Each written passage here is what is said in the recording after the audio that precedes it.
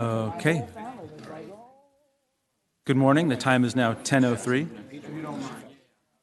Welcome to the August 13th, 2024 meeting of the Los Angeles Unified School District Board of Education meeting. I will go ahead and take roll. Dr. McKenna. Dr. Rivas.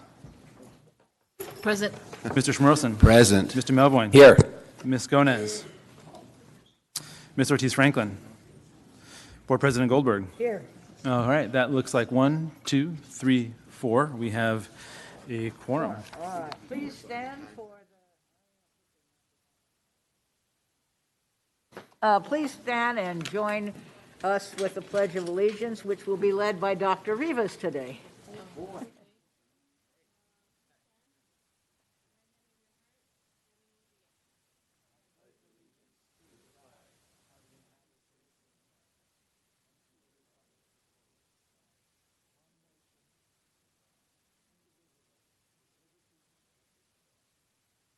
Thank you very much. Please be seated. We don't have a student to lead it because we are still in the first days of school, and they will be recorded soon, but they're not there yet. Okay, where is our new student board member? Is she here? She's down there. Would you come up, please? Well, Oh, first, yes, there's a presentation first. So what better way to begin a new school year at a board meeting than to hear from some of the amazing young people who served as student board members over the years. I'd like to bring up Lorena Franco, Director of Student Empowerment Unit, who will bat it over to Francis Suavio, who we are very glad to see here again. And we are going to recognize 10 years of service of student board members.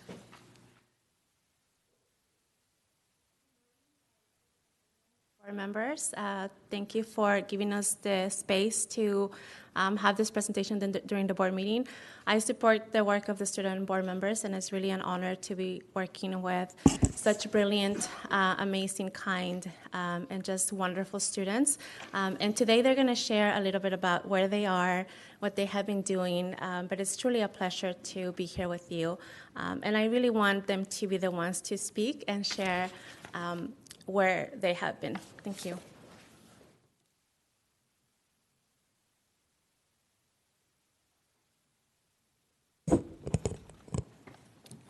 Board President Goldberg, thank you for that beautiful introduction.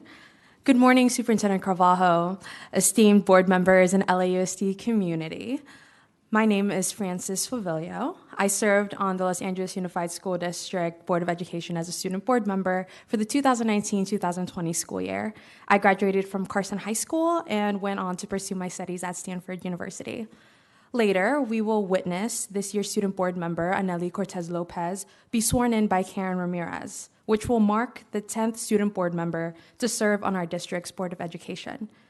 Today, we celebrate LA Unified's commitment to not only listen to student voices, but to empower them and to forge the leaders of tomorrow. I'd like to acknowledge two of our former student board members who were not able to join us today. Leon Popa was the first student board member of LAUSD in over 20 years, serving for the 2015-2016. He graduated from Bernstein High School as a valedictorian and went on to continue his studies at UCLA. Leon paved the way for all of us that followed him. And Tyler Okeke. Tyler really wanted to be here today and will be watching this recording later. Tyler served as the 4th LA Unified Student Board member during the 2018-2019 school year. He is a graduate of Dr. Vladovic Harbor Teacher Preparation Academy and the University of Chicago, where he received his bachelor's in political science and master's in international relations. He is now a JD candidate at Columbia Law School and a law fellow at Kirkland & Ellis LLP in New York City. Tyler remains one of the most influential student board members and is someone that I look up to for his brilliance and his humility, and will wish him all the best as he pursues his JD this fall. I stand before you today joined by my fellow past student board members, Benjamin Holtzman, who is on Zoom, joining us from Washington, D.C., and in person, we have Karen Calderon, Parishi Kanuga, Nate Shin, and Karen Ramirez. Thank you once again for providing this space for all of us.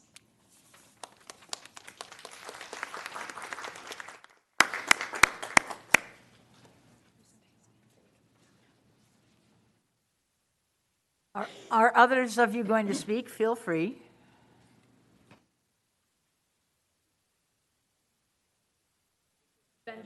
Yeah, Oh, okay.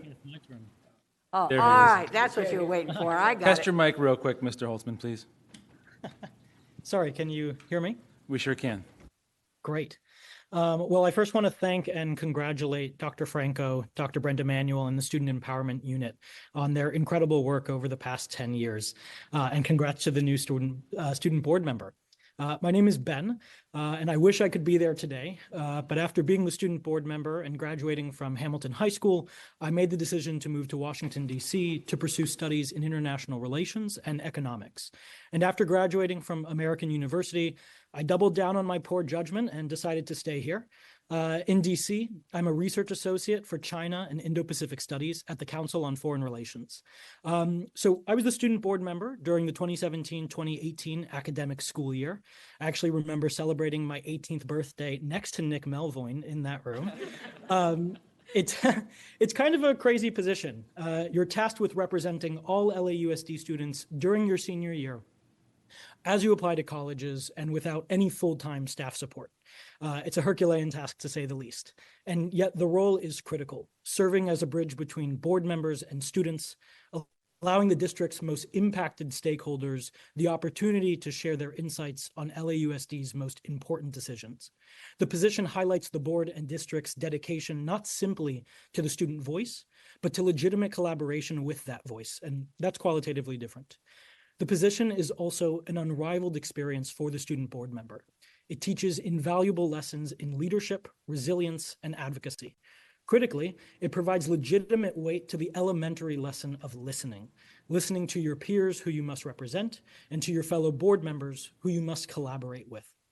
It is this lesson and the many others I learned as the student board member that have laid the foundation for any success I can claim in college or in my career, and I am infinitely thankful to both the board and to Dr. Manuel and Dr. Franco for the opportunity. So glad to be back with LAUSD today. Thank you so much.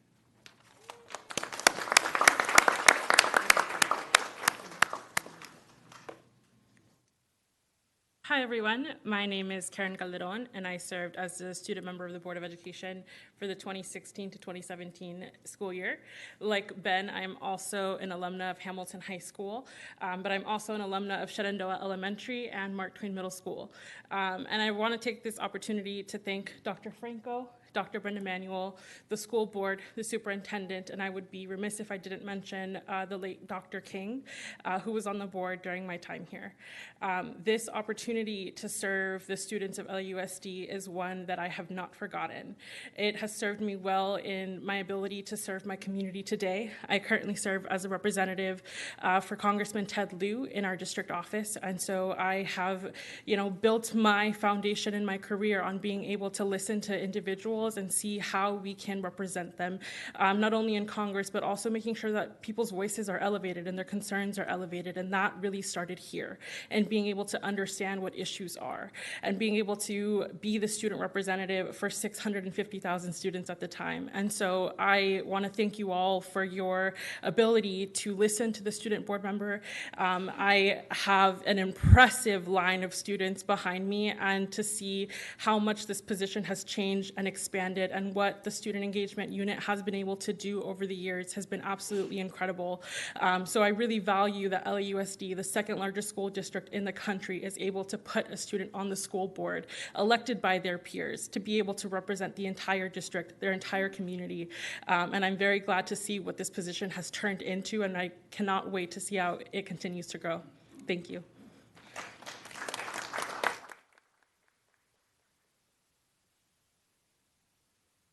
Hi everyone, I'm Parishi Kanuga, and I served as the student board member for the 2021-2022 school year. I attended Cleveland High School, and I now attend Claremont McKenna College, where I'm going into my junior year, and I'm majoring in international relations and economics.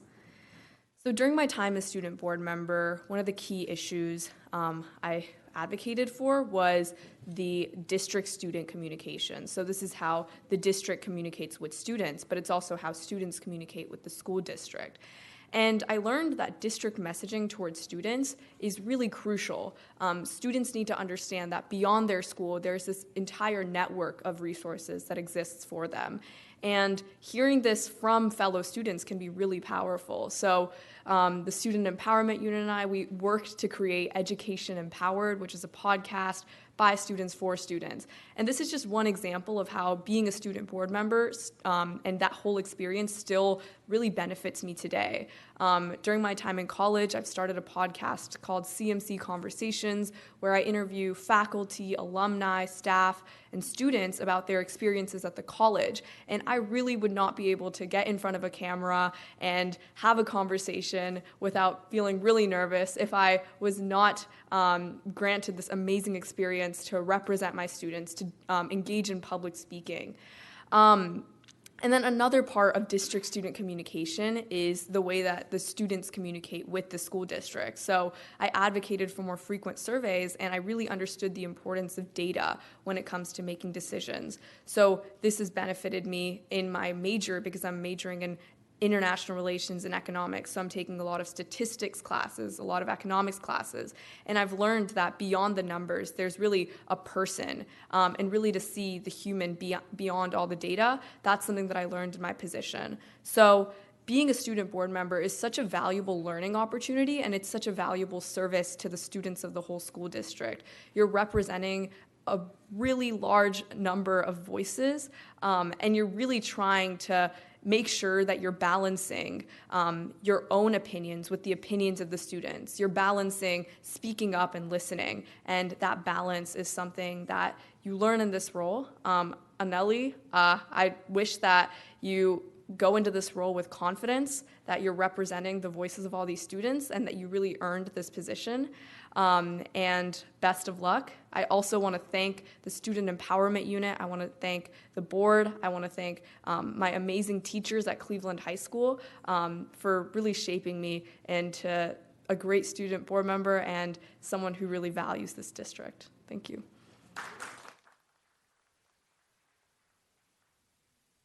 Well, good morning, everyone. My name is Nate, and I served as the student board member for the 2022-23 school year. I wanted to extend my congratulations on a first day of school and a first day as the new student board member. I thought I'd conclude our presentation today with just the biggest lesson I learned as student board member, and that was hearing from the stories of my fellow students. Throughout this role, we've all heard students share their struggles, their dreams, and their aspirations, about their challenges in balancing school and home life. And these stories not only inform our decisions, but also humanize the work we do and remind us of our mission. So today, 10 years on from the creation of this position, we're celebrating a bridge between the leaders of today and the leaders of tomorrow. And while we talk about students as the future, I believe they're also our present and our past. As Parishi mentioned, speaking to students really humanizes the data and reminds us of our shared mission and our common purpose for the students of LAUSD. And I think that's really the value that the student board member brings. So my year as student board member, I was just absolutely blown away by the data we had as a school district, the granularity, the detail, and the amount of data that we reviewed as a board. But I know that as data gets more and more accurate and more current, we're still never going to get the full picture. And that's where the student board member comes in, is providing context, providing that story behind every student in the district. And so for me, my takeaway was that we all have a story that deserves to be told, and every student in LAUSD has a story that deserves to be told just as much as the student board members here. So a decade ahead, of the creation of this position, I've really realized that the student board member position isn't about what might succeed, what might work with student empowerment. It's about what does work. And that's really what we're celebrating here today, is the impact that students have on the district. I'd be remiss if I didn't end my remarks with a few words of gratitude. So to the leaders here today, there is no higher calling than public service, and no higher testament, no greater testament to your dedication than the proud public school graduates speaking before you today. To my teachers, I have endless gratitude. Lanai Road Elementary, Wubby Way, Portola Middle School, and North Hollywood High have really shaped me as a person and as a leader. And then, of course, to Dr. Franco, a round of applause.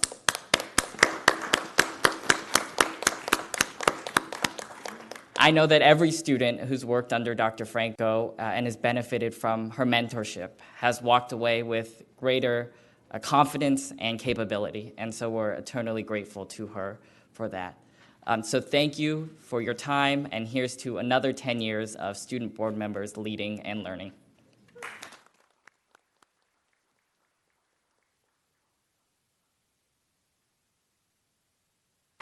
Hi everyone, I have the honor of swearing in our newest student board member, Anely Cortez Lopez. So, ready? Okay, we're going to repeat after me. I do solemnly swear that I will support and defend the Constitution of the United States and the Constitution of the State of California. That I will support and defend the Constitution of the United States and the Constitution of the State of California. And the Charter of the City of Los Angeles against all enemies, foreign and domestic. And the Charter of the City of Los Angeles against all enemies, foreign and domestic. That I will bear true faith and allegiance to the Constitution of the United States and the Constitution of the State of California. That I will bear true faith and allegiance to the Constitution of the United States and the Constitution of the State of California. That I take this obligation freely without any mental reservation or purpose of evasion. That I take this obligation freely without any mental reservation or purpose of evasion. And that I will faithfully discharge the duties upon which I am about to enter. And that I will faithfully discharge the duties for which I am about to enter. Everyone, she is now the student board member.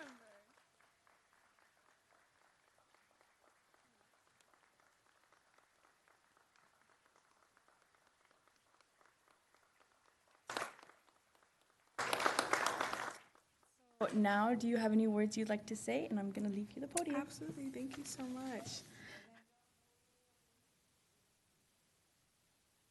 Well, hello, everyone. Thank you so much for joining me here today. It is my honor and privilege to be surrounded by so many amazing, talented individuals behind me and continuing their amazing legacy. My name is Anely Cortez Lopez, and I am a current senior at Gardena High School. As a first-generation Mexican-American, I am committed to advocating for marginalized communities, ensuring they have access to the resources they deserve to succeed in college, career, and life. I want to extend my deepest gratitude to the teachers, my fellow board members, Superintendent Carvalho, the Student Empowerment Unit, the administration at Gardena High School, and the Director of the Student Empowerment Unit, Dr. Franco. I would like to also thank my principal, Mr. Davies, my school counselor, Ms. Kim, and my teacher, Mr. Pham, for believing in my potential to serve the public. But most importantly, this moment and this position is dedicated to all the students across LAUSD who have entrusted me to represent their voices. I am a proud product of immigrants, LAUSD Region South, and I proudly represent the Mexican communities of Oaxaca and Nayarit. I stand before you today because I believe in LAUSD's power to transform lives and provide every student with a sanctuary of hope and opportunity. Every student, regardless of their socioeconomic status or background, deserves a chance to thrive. Today, I am proud to represent the students of LAUSD, offering their perspectives and seizing every opportunity to promote health, educational equity, and support for newcomer English learners. I stand here as a voice for the students and as a reminder that our community's most valuable stakeholders are our youth. Thank you so much for your support, and I look forward to this amazing and productive year ahead.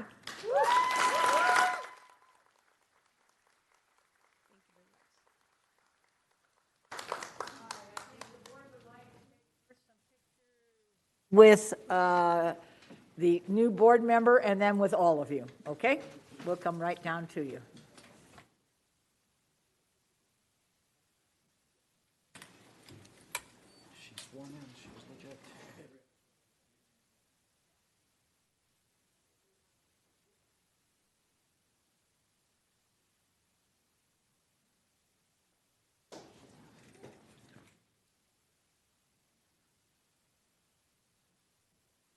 And while we're setting up for the photo, I'll note that Board Member Gomez came online at about 10:20, about 5 minutes ago. Ms. Gomez, do you want to chime in and log your attendance? Thank you.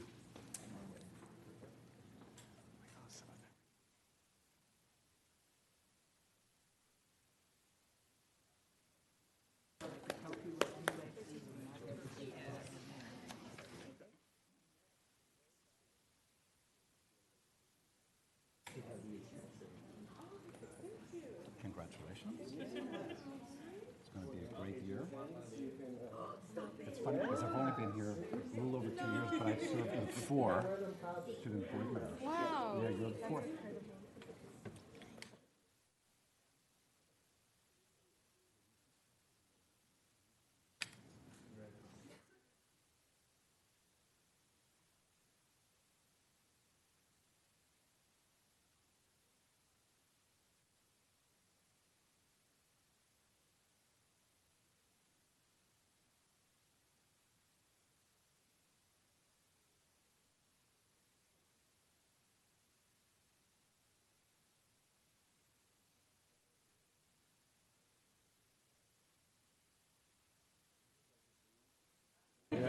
They should just replace us. Just come on up, take over the meeting.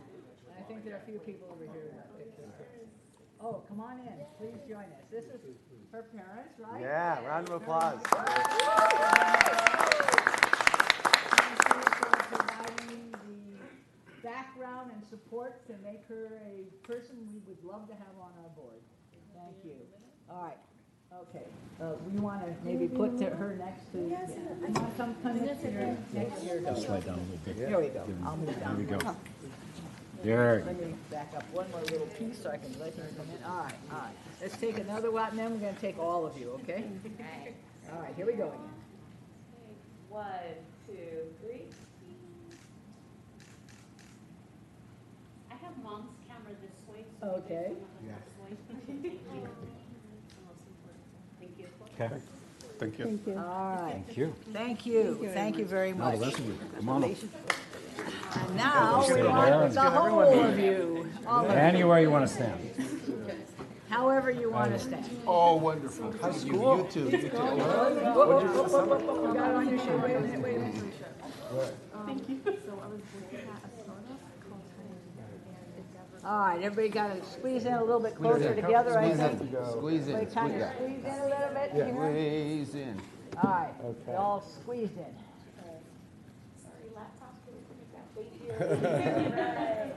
Right here. 1, 2.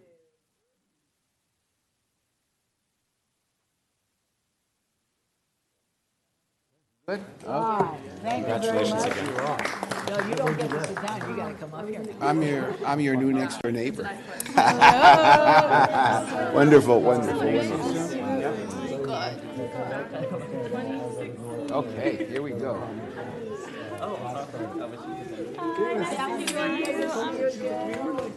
I just came back like a week ago. Oh, okay.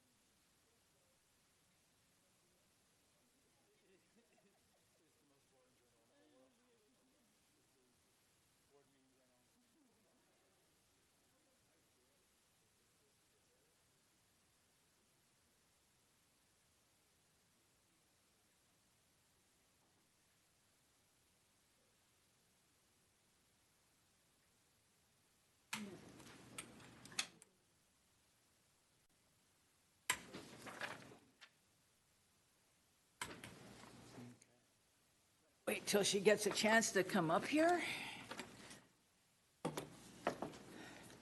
and take her seat.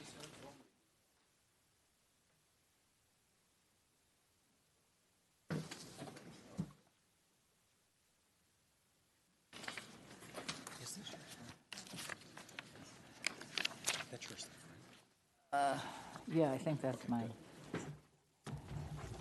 Not a lot of space up here, so we're trying to figure all this out. Okay. Before we go into the rest of today's agenda, I want to address a situation that I think is important for us to address. We are in the first week of school, but already the issue of Israel, Gaza, Palestine, Hamas has come up. And I believe it will continue to come up because those issues are going to be in the news.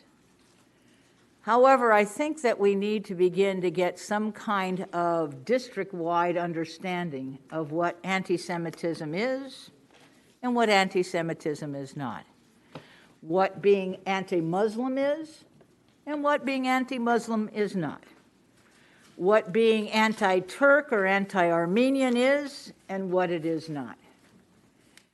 Right now, I believe, unfortunately, we have a situation where we're not dealing with these questions as they come up very well, in my opinion. I don't want to talk about the issues that happened at a school, but I do want to talk about the fact that I was a social studies teacher for many years, and I know a thing or two about teaching controversial subjects. One of the things that I hope that we will do is, as a district, is to guarantee that all points of view, even those that each of us might find very dislikable, ignorant, wrong, come up, that we give each other the space and the respect to point out your opinions. Are some of the opinions of people anti-Semitic? You bet they are. But many are not. Many are called anti-Semitic because they criticize Israel, or they criticize Hamas, or they criticize Palestinians, or they criticize demonstrators on all sides of this. I think that it's important to know that this issue is not like most controversial issues, because this issue is felt deeply and personally by many of our students and their families. And so people have a notion that any criticism of Israel is anti-Semitism, or any criticism of certain types of Islam means that you're anti-Muslim, and neither is true. One can be critical of a government's policy, of a religious practice, as long as one is willing to hear another point of view. And so I'm asking today that we want to set an environment where the students themselves figure out what they believe by giving them every side of an issue. And we're going to help them learn what's going on in the world, but we need to help them learn what those tools are and how to interpret these events. Young people are smart, and they're curious about the world, and they see what's happening in the world, and they come to their teachers with questions, and not always to their social studies teacher. Sometimes they ask the math teacher. They came in and they heard something on the radio or television, and they said, "What's going on?" Our responsibility to our teachers comes in. We must create an environment that frees teachers to talk with students and to teach, and we must trust our teachers. And they must trust us, and they will be protected if a student or their parent objects to a well-prepared lesson about a topic that is contentious or controversial. We must and will make sure that prejudice against any person or group has no place in our classrooms. And we're also going to try to make sure that our teachers are protected against harassment, whether that harassment is because someone objects to a lesson or because of the prejudice against their gender identity, sexual orientation, race, or any other thing. So I'm going to ask our Deputy Superintendent, Dr. Estrada, to do the following: to help us develop guidelines for all classroom teachers as to what is anti-Semitism and what isn't. What is it anti-Muslim and what isn't? What is anti-Armenian or anti-Turk and what isn't? Because these are issues that people have strong feelings about, and we must be able to have a situation where students can hear even ideas they think are repugnant as long as all sides are told, as long as everyone gets heard, as long as the classroom space is a safe space for students to express their views, even if they're the only one in their classroom who believes what they believe. I've done this for many years, and I tell you, some people have asked me, well, how do you do a upside and a downside about slavery? I don't. I just tell everybody what the slave owners said as to why they thought it was a good idea, and then we could talk about, well, is that right or wrong? I presented all sides of issues, even issues that were repugnant to me, as long as we talked about what is factual and what is not, and what is racist and what is not, and what is anti-Semitic and what is not. Criticism of a government is not automatically anti-Semitic. Disagreement on the policy in Gaza or for or against a ceasefire is not anti-Semitic or anti-Palestinian. But we must know that our kids are going to come into class and they're going to ask questions and they're going to want to talk. And so I'm asking us to be able to send out a very simple guideline, because we don't want to accept anti-Semitism. I'm sorry, I don't want to accept it, nor do I want to accept the notion that because someone thinks women should be able to go to school that they're anti-Muslim. No, they're not. They're critiquing a form of Muslim behavior that they believe is wrong. But if they were to say that, therefore, I don't want any Muslims in my neighborhood or in my school or in my class, now that's anti-Muslim. And we need to be able to help young people and adults talk about things where people feel very strong emotionally. See, this is not like any controversy. People feel very strong emotionally on all sides of this issue. And I think that this district can be a stellar district in helping young people have a place that is safe, so that even if they're the only youngster in that classroom who believes a certain thing, that they are heard and respected, and that we have a discussion about all sides of these various events, because there are all sides to these various events.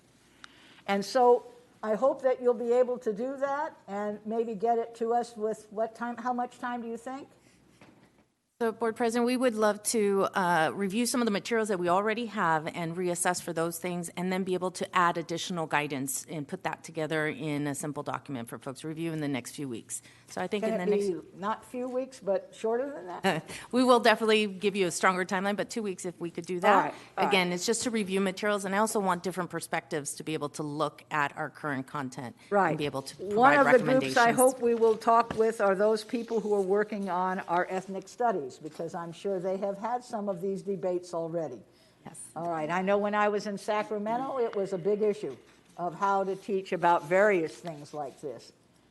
Because, you know, when you're trying to set guidelines, you're not trying to take a position. This district does not have a position, except to want everybody to be safe and free.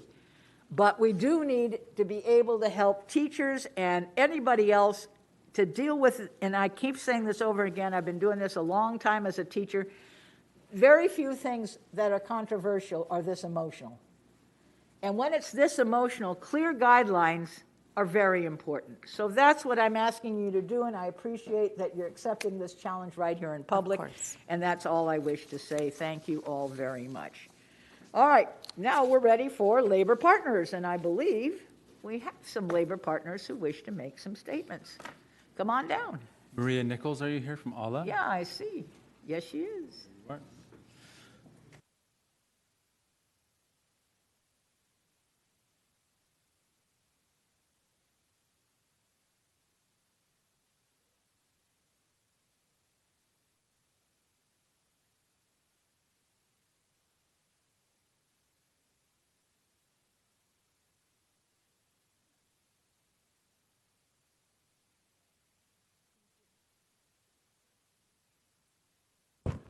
Good morning. Good morning, esteemed Superintendent Carvalho and respected board members. I am Maria Nichols, proud president of the Associated Administrators of Los Angeles. Thank you for the opportunity to speak and address you today. It is a new day at ALA, a new beginning for all of us. I come to you full of hope and optimism for our work ahead to improve and impact systemic change, to meet the goals and dreams for students, to achieve beyond limits. I have the distinct honor to represent 6 departments, inclusive of early education, elementary, secondary, adult education, school, support administrators, and classified Unit J. All important entities to support our schools with instructional and operational programs and needs. I want to take the time to bring updates of voices from the field and concerns brought forth by our membership. First, let me express that concerns via phones, text, and emails coming into our office are not related to our strategic plan and instructional initiatives. The strategic plan is solid, focused on the most important pillars of academic excellence, joy and wellness, engagement and collaboration, operational effectiveness, and investing in staff, critical to our success. We agree that these are the drivers that have great potential for impact and change the trajectory of achieving positive student outcomes. Where our leaders are struggling are in the operational demands, and the reduction in force of cutting 450 assistant principal positions is already being felt at schools. I want to speak to you about 3 critical actions that only administrators can do. These actions cannot be delegated to anyone else. Supervision of instruction, one of the most critical aspects of principals in moving the instructional agenda. The evaluation process is very tedious and cumbersome.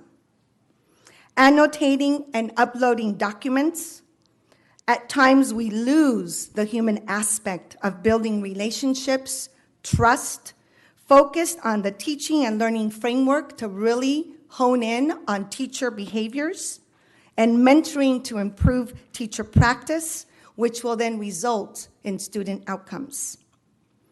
In addition to now the evaluation process, we have 5 additional informal observations, again, using my PGS platform, where now we spend time tagging, observing, and again lose sight of the most important aspect, which is the discussion and the coaching and the mentoring and the debriefing of practice.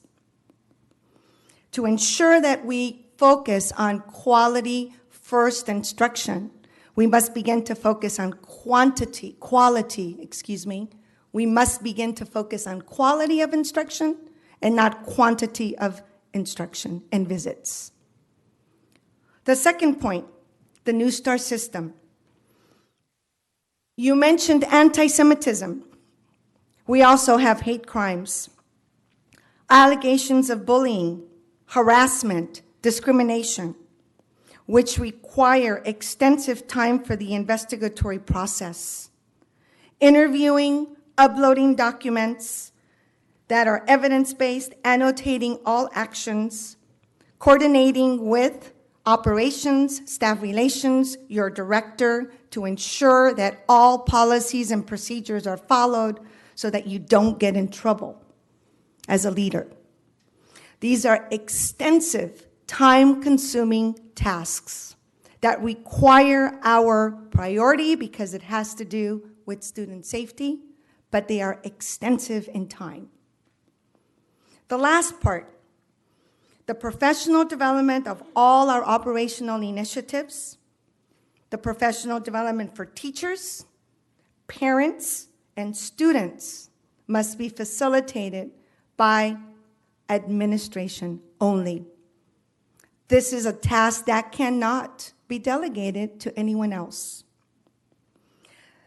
In closing, I want to leave you with the thinking of how we are going to support our leaders with the operational demands. They are critical to the success and the safety of our students. I also want to ensure that I am here to support and build transparency in regaining the trust and building the relationships that are so needed so that we can collectively do the work and do what's right for kids and meet those outcomes that we so desire. We all want the outcomes for students. I have begun to create communication systems internally and externally within my organization. I want to take the opportunity to thank Superintendent Carvalho for providing me an open door, Dr. Murphy, Dr. Serrato. We have been in close communication, and we have standing meetings where we address real-time issues to take real-time actions collaboratively in discussion and dialogue. I also want to take the opportunity to thank the board members that serve so diligently. I have met with most of you during our meet and greet. We've had an opportunity to chat and discuss, and I have brought these issues to your attention. I look forward to our collaborative efforts in ensuring that we do what's right for kids based on the data that we have. We are a data-informed district. Let's use the data to inform decisions. I have asked, and I will ask again, please run the New Star data to see how many operational demands there are at a school site. Before we start cutting any positions at the school site, especially administrative ones, let's make decisions based on data because we need to ensure the safety of students, the supervision of instruction, and ensuring that we also follow every district policy and procedure. And we live by policies and procedures in our district. So I leave you with this. How are we going to support our principals during the time of cuts operationally? How are we going to continue to show compassion and really bring back joy and wellness, not just by what we say, not just by saying thank you, but by showing that our actions matter with what we do. When I was a new principal, I was very eager. I had an urgency to change the trajectory of my students.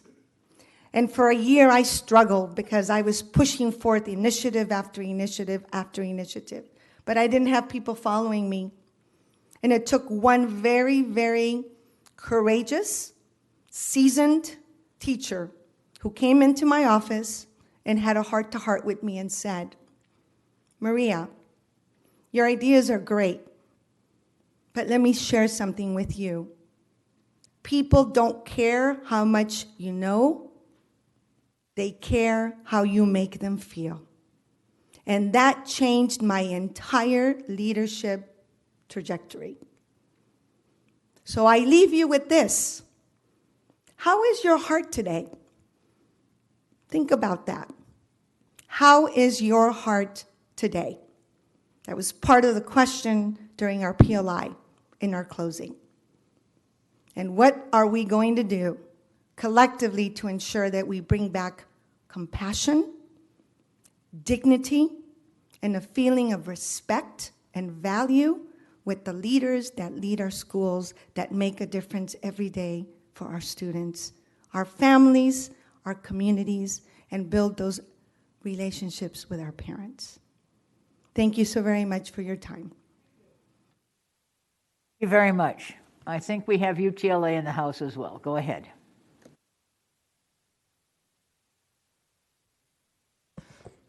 Hi, everybody. My name is Julie Van Winkle. I'm the AFT Vice President for United Teachers Los Angeles. Great to be here today. We just wanted to address a few things. First of all, we know that Jackie Goldberg's Community Schools resolution is on the agenda to be heard today, and I believe voted on at the next meeting, so we're excited to see that work moving forward. We do have some concerns about the rearrangement of top district administrators. We're curious about the funding and whether funding for these positions has increased or additional positions have been created. We know that the district and UTLA and SEIU and many others don't really see eye to eye about the budget situation, and we hope that we're being responsible with our funding, and that we're not bringing too many additional people in from Miami. We also just want to state that we stand with SEIU Local 99 as they bargain with the district. Now I would like to address a very serious incident wherein a member of the school board endangered one of our members. Nick Melvoin received an email complaint from a vendor at a school, not a parent, not a student, not a community member or staff member, an outside vendor, that a teacher, Sky Tooley, was teaching anti-Semitic lessons. I want to be very clear that this is an untrue accusation. The administration at the school and the local region investigated this accusation and found it to be baseless. But instead of checking in with anyone at the school or the local region, Nick Melvoin did something reckless. He responded to the email affirming that the teacher was anti-Semitic and that the district would move them to another school. The recipient of this email then took a screenshot of the email and shared it with right-wing online groups. The accusations against Sky, which Nick Melvoin verified without any evidence, went viral, causing Sky to be doxxed. By stating that his email, which was sent to undisclosed recipients, that Sky was being moved, Nick Melvoin further exacerbated the situation and started a whole online discussion about which school Sky had been moved to. Several threats were made about having rallies or protests outside Sky's new school. So there are a few important things to keep in mind here. The first is that Sky's lessons are 100% standard-based and have been shown to not be anti-Semitic. And the second thing is that Sky is non-binary and a member of the LGBTQIA+ community. It's no coincidence that these right-wing groups chose to attack Sky in particular. The agenda of these hate groups is to eliminate ethnic studies and to eliminate LGBTQIA+ books and lessons from our schools. This attack on Sky, fueled by misinformation spread by board member Melvoin, was meant to intimidate teachers throughout LAUSD and to discourage them from teaching about ethnic studies and LGBTQIA+ issues. Although Mr. Melvoin may not have intended to advance the cause of the right-wing extremists, that is exactly what he did by responding to the complaint without doing any research about the member or the situation. UTLA demands that Nick Melvoin issue Sky Tooley a formal written apology, and we also join Board Member Goldberg to call on the district to produce guidelines for educators and administrators so that when these extremists do this again, because they will try doing this again, we won't have school board members moving their agenda forward. Thank you very much.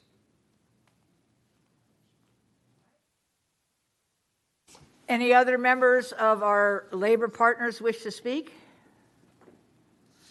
Seeing none, we now go to consent items.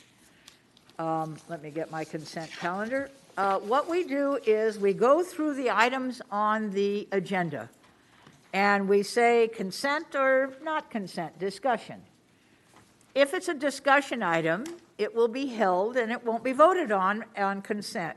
Some people have asked, how can you vote on 10 or 8 or 9 items without having a further discussion at the board? Well, the reason is that we get our board books online and in person a week in advance, and we have an opportunity to discuss literally every item with the superintendent's senior staff. So when board members come to a board meeting, they pretty much know which items they're ready to vote on right now and which items may need further discussion or they may need to ask questions. I'm going to continue the pattern of if you have questions, I'll pull it off consent so that we can get everything that everybody's ready to vote on the consent calendar and then other things that are not. If you have questions, please, let's call it off consent. The first item is approval of procurement actions. Consent, no questions, right? Everybody's good. Okay, I'm just making sure. No. Sorry? No, consent. Okay. Approval of facilities contract actions. Consent. Consent. Adoption of a resolution making certifications and authorizing performance of all necessary functions related to the California Department of Forestry and Fire Protection's urban and community forestry program to green schoolyards. No questions, consent. Authorization to increase the charter augmentation grant for the Vaughan Next Century Learning Century new 2-story addition project and amend the facilities plan to incorporate them. Consent. Consent. Define and approve 25 board district priority and region priority projects and amend the facilities on those projects. Consent. Authorization to negotiate and execute a lease renewal for Early College Academy at LA Trade Tech. Consent. Donations of money to the district. Go ahead. Wait, since you stopped, you're not calling the numbers out, Sam. Oh, I'm sorry, that's number 6. That's what I thought it was. Yeah, I have a question on that. Okay, that will be on discussion. Donations of money to the district. Consent. Report of cash disbursements. Consent. Applications for exemption from the required expenditures for classroom teacher salaries. Consent. I'm going to put that on discussion just because I think people need to know what it is, and we need to have just make it number 9, that is. Number 10, a approval of non-routine personnel actions. Number 11, provisional intern permits. Consent. Item 12, approval of routine personnel actions. Item 13, recommended adoption of instructional materials for UTK, Universal Transitional Kindergarten. Consent. All right. Item 14 is an initial announcement about Suicide Prevention Fund, Awareness Month, rather, from Mr. Schmerlson and Dr. Rivas. Item 15 is an initial announcement from myself, Dr. Rivas, and Ms. Gomez about Community Schools Initiative. Item 16, reappointment of a member to the School Construction Bond Citizens Oversight Committee. Consent. Item 17, report of correspondence. Consent. Item 18, March 12th, 24, regular board meeting minutes, including closed session items. Consent. And item 19, adoption of the 24-25 committee meeting schedule. Discussion? Consent. No discussion. Oh, discussion. Discussion. Okay, thank you very much. Okay, I also have questions on item 1. on item 1, so we will take that off consent. Thank you very much. Okay, so off consent are items 1, 6, and 9, and 19. Everybody got the same numbers? Okay, thank you very much. So now what we do is we normally now go right into hearing from speakers who wish to speak on the consent items. Why do we hear the speakers on the consent items first? Because after those speakers have been heard, we will vote with one vote on all the items except items 1, 6, 9, and 19. Okay, so let's hear from speakers on any one of the items on the consent calendar. Thank you. Okay, so as of now, for items on consent, we have speakers for tab 4 and tab 12. We have 4 speakers for tab 4, so we'll call on the in-person folks. Mr. David Tokovsky, come on up. You'll have 2 minutes to speak on tab 4. Authorization to increase the charter augmentation grant for bond.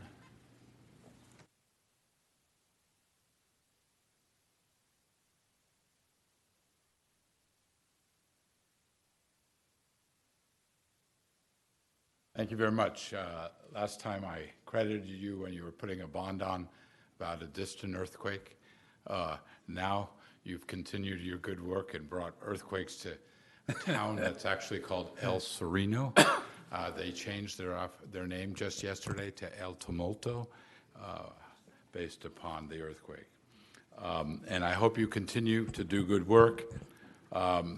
Today, I'm here to speak on item 4, the charter augmentation for a school that was created when I was a board member, one of the first charters in this district and in the entire state, and has been a leader in so many ways because it was a conversion charter, not a startup.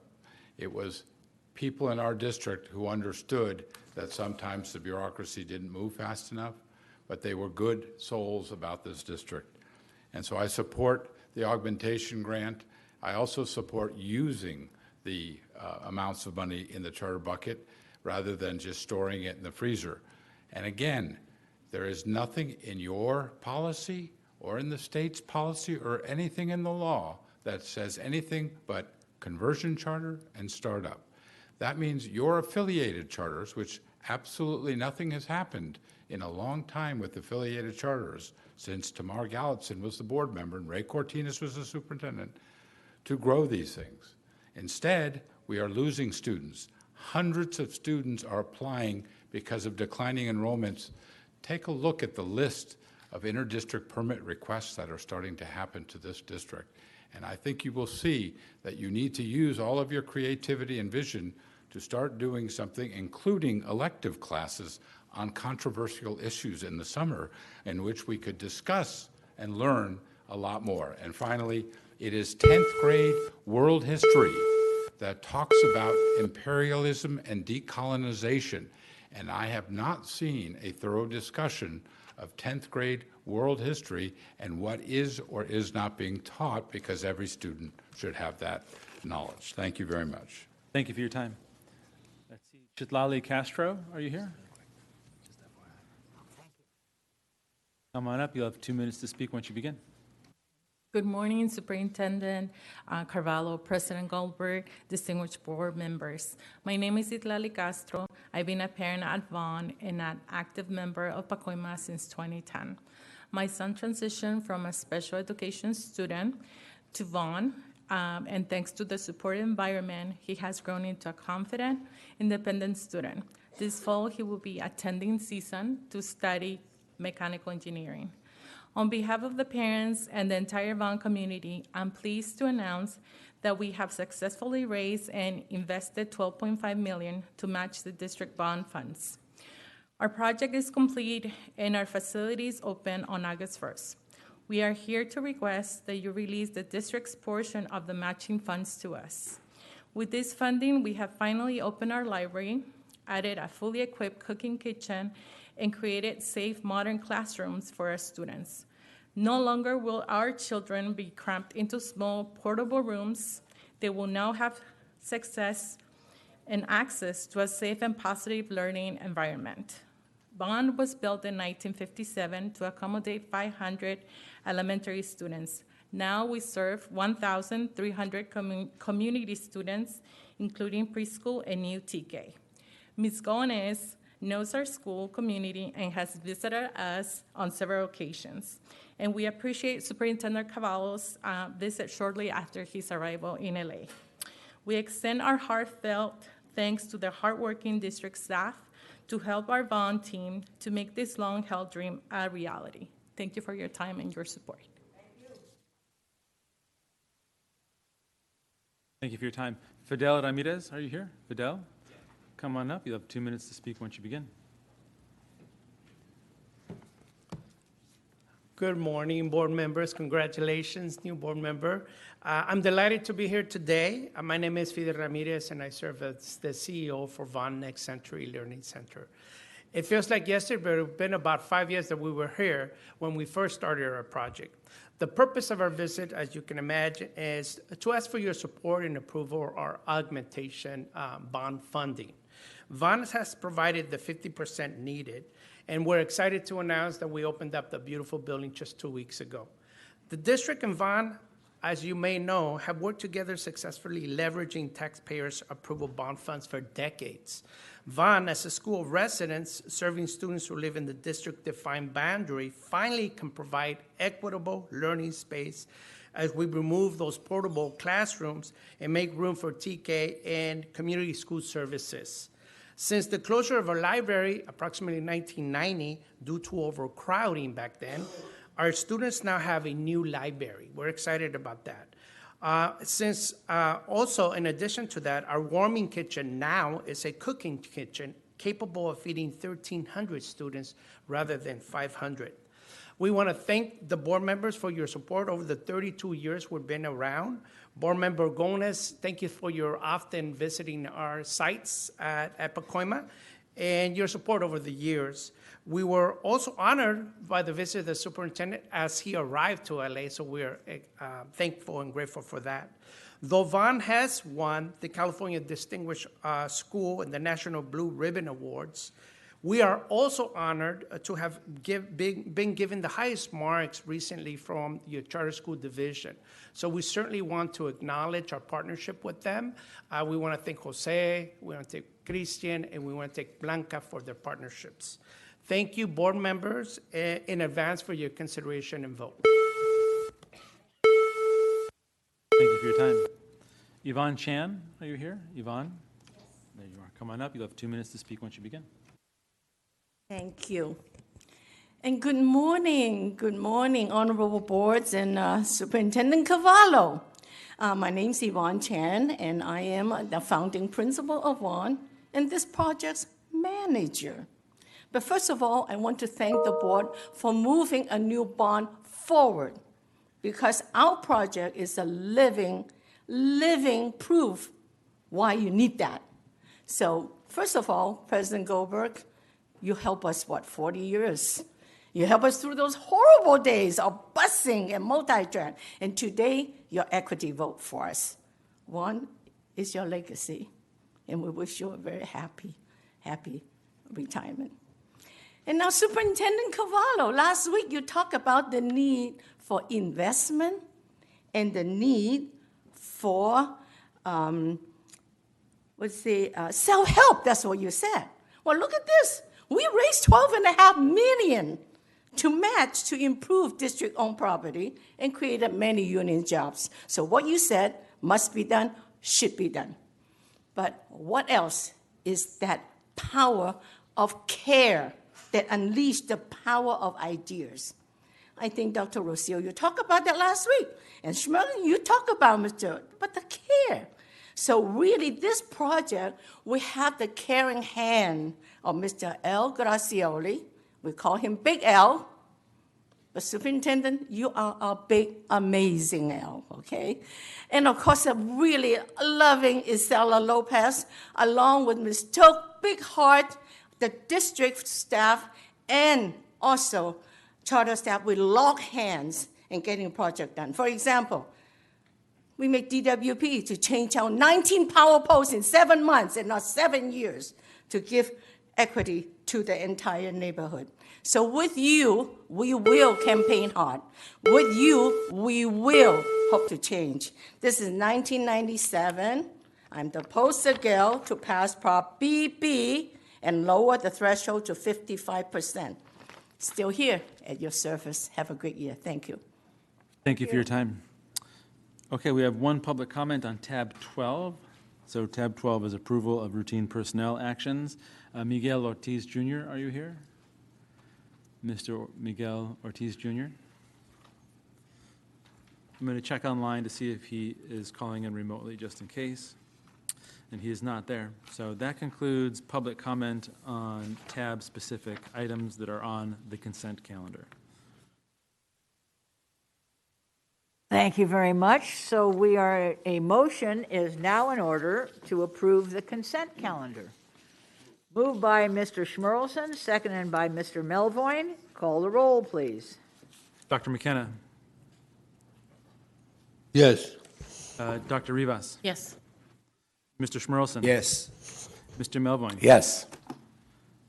Ms. Gomez. Yes. Ms. Ortiz Franklin is absent. Board President Goldberg. Yes. And how about our first advisory vote from the student board member? Yes. Outstanding. Thank you very much. Excellent. Okay, the consent All calendar right, there we passes. go. All right, before we start with the regular new business, I'm going to ask the superintendent to give us a report on the new school year, please. Thank you very much, Madam President and board members. Ms. Cortez Lopez, welcome aboard. It's great to serve with you, and it was wonderful to see the past student board members who so ably have represented this school district. Madam President and members of the board, I think we can all celebrate the fact that we are now in our second day of the school year, the 24-25 school year, and the first day was nothing short of spectacular.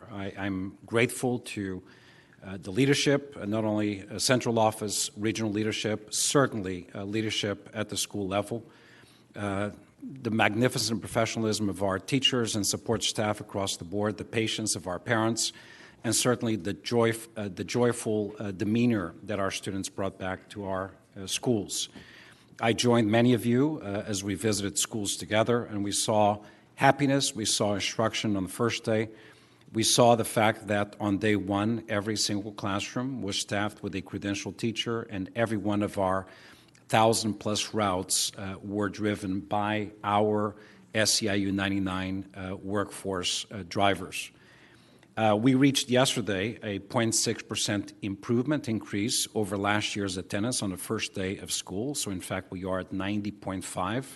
Our goal for this year is 95% attendance. It is a lofty goal, but we think that we can actually get there. As I stated, even though all of our classes were staffed with a credentialed teacher, we're still hiring for permanent positions. But we were able to achieve on day one a 99.8% teacher fill rate. We served on day one 427,000 meals, including some of the new food products that we showcased and were approved by our students. We deployed around 500 central and region office staff for assistance in reopening our school system. And we distributed about 4,500 student devices to students who needed those devices. Obviously, considering the reasonably high temperatures in our community, we deployed 813 portable HVAC units, and we continue to do so today. By the way, this deployment underscores our need as a school system to continue to make investments in our aging infrastructure. It is one of the technologies that is at most risk in our school system. And I can report that the average wait time that callers into our help desk, and by the way, we had about 1,100 such callers, the average wait time was around 2 minutes. So all that I saw yesterday, and as I said, many of you were with me, was a fantastic reopening of schools without any critical incidents to be reported other than the earthquake. And I'm not exactly sure the earthquake was a natural cause earthquake. It may be that considering it was noon, maybe 540,000 students stepping out into the lunchroom or recess may have caused a jolt in our community. But notwithstanding that earthquake, we can report that there was no significant damage reported to us or injuries as a result of that earthquake. It gave us an opportunity to real-time, on day one, do a hurricane drill. And I think across the board we can celebrate that our staffs were ready, were prepared, they knew what to do. But once again, we're going to reinforce awareness of the protocols in dealing with these types of emergencies. We look forward to an exciting school year. We look forward to an implementation that, of an instructional program that reveals a dire need to have our students accelerate their own learning. We are grateful, once again, to the work done by leaders, teachers, support staff. We're grateful for the support we continue to get from philanthropy, business entities, community-based organizations, our advocacy partners, and certainly the parents and students of our great school system. Madam President and members of the board, in the following weeks, we will be convening our now 121 priority schools, having grown from 100 last year based on performance and need. And we will be doing deep dives in terms of conditions in these schools, and we'll be ready to support these schools with all the resources they need and require. We will be providing to the board periodic updates in terms of the progress towards goals, specifically the goals adopted by this board, specific to literacy, numeracy, graduation, post-secondary success, as well as social and emotional well-being of our students. On that last one, we continue to be concerned about the sense that the students in our schools are demonstrating and revealing to us. A great deal of stress, anxiety, a great deal of concern that continues to be exhibited by our students. So we will be redoubling our efforts in terms of providing the social emotional support that they require in school and beyond school. We are ready. We were staffed better than most districts that I know of on day one, and now it's time for the magic to manifest itself across every single classroom in our district. I want to commend, in particular, the folks who, as early as 3:30 in the morning, are getting up to be at the bus yards at 4:30 in the morning. So Daniel Kang, our Director of Transportation, please convey to your entire workforce this board's, this district's appreciation for their professionalism. We celebrate the fact that we have 56 brand new electric buses on the road, and the remaining of the 180 are on their way here with plans for a complete refresh of our fleet in the months and years to come. So we are proud of this district. We celebrated recently a stunning process of recovery, academic recovery, with all grade levels in reading and math posting academic gains. We are past the celebration. We loved what happened, but we need to repeat that 2 additional cycles to not only meet but go beyond pre-pandemic achievement levels. We can also celebrate the fact that our graduation rate, despite the early setbacks, is at close to 87%, which is actually higher than pre-pandemic levels, and it reflects a historic high level for our school system. Our goal, which I have not declared to the board for this year, is to reach 90%. That will be a historic milestone for the school district. Lastly, we recognize that the challenge and the difficulties persist in many areas of our community, specific to the gaps many children face, many parents face. That is why today we celebrated the presence of FCC's chairman, visit to our community right at Union Elementary School, with good news that recent FCC policy changes have allowed greater flexibility on the utilization of E-rate funding, allowing for the support for the hotspots that students and parents depend on as they access resources from the comfort of their own homes. We'll continue to do this important work in ensuring the diversity of utilization of those E-rate funds, because connectivity, regardless of device, should be covered by the federal government, considering the level of dependency that our students and their families have on it. So this concludes my report. Once again, gratitude to the board, gratitude to our remarkable workforce, our community-based organizations, and supporters across Los Angeles Unified. This is the district on the move, and I could not be prouder than I feel right now in terms of what has been accomplished, what I saw yesterday and even this morning, and what lies ahead for our school system. Thank you very much. Thank you very much. Any questions or comments from the board on this? Hearing none, we will now go to the items on the agenda that were not on consent, the first one being tab 1. And we will hear Mr. McLean from a speaker, I believe.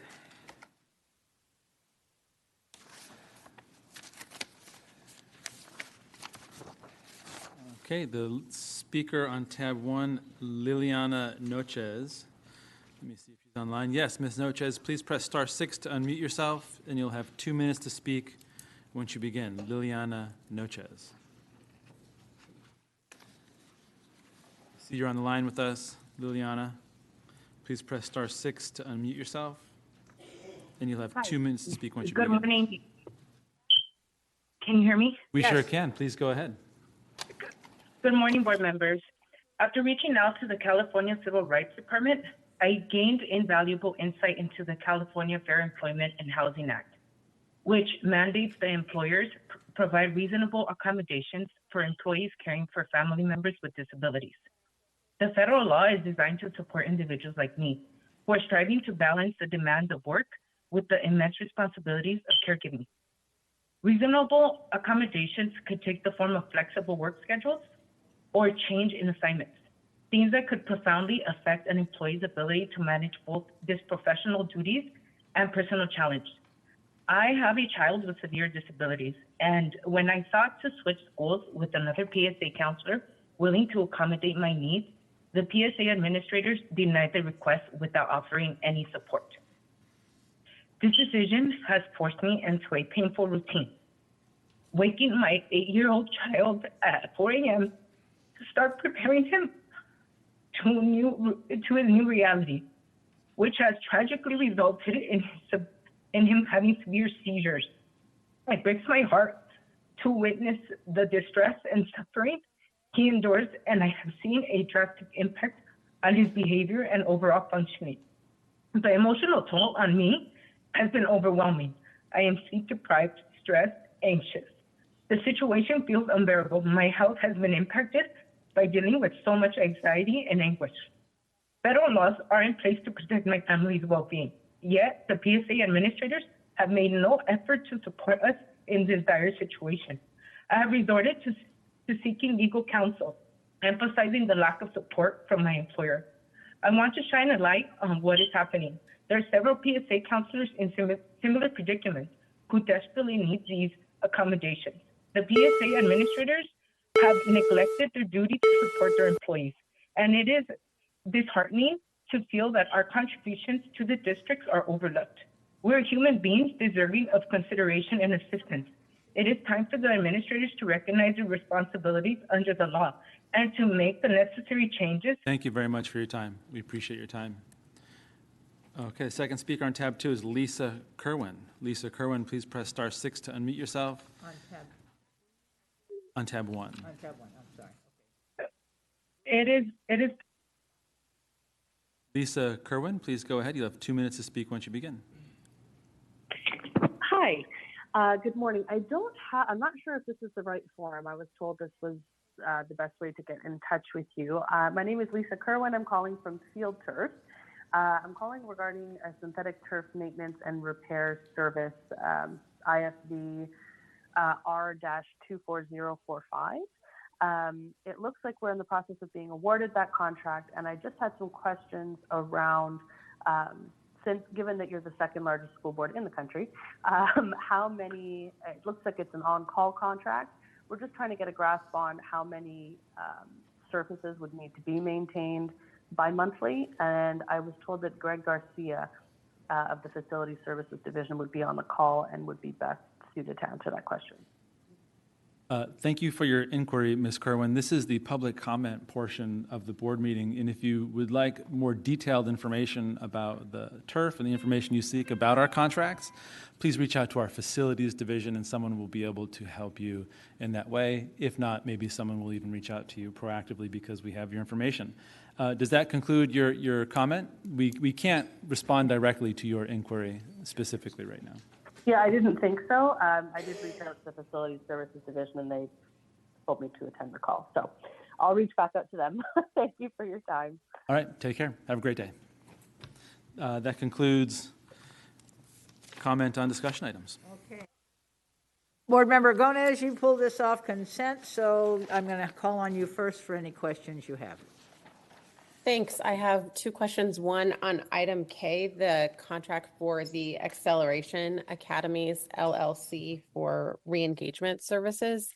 I recognize that this is not the first board action on this particular effort, but was wondering if the team could speak more to the specific services that are being provided and why it was necessary to partner with an outside vendor rather than utilizing our district staff to do this work.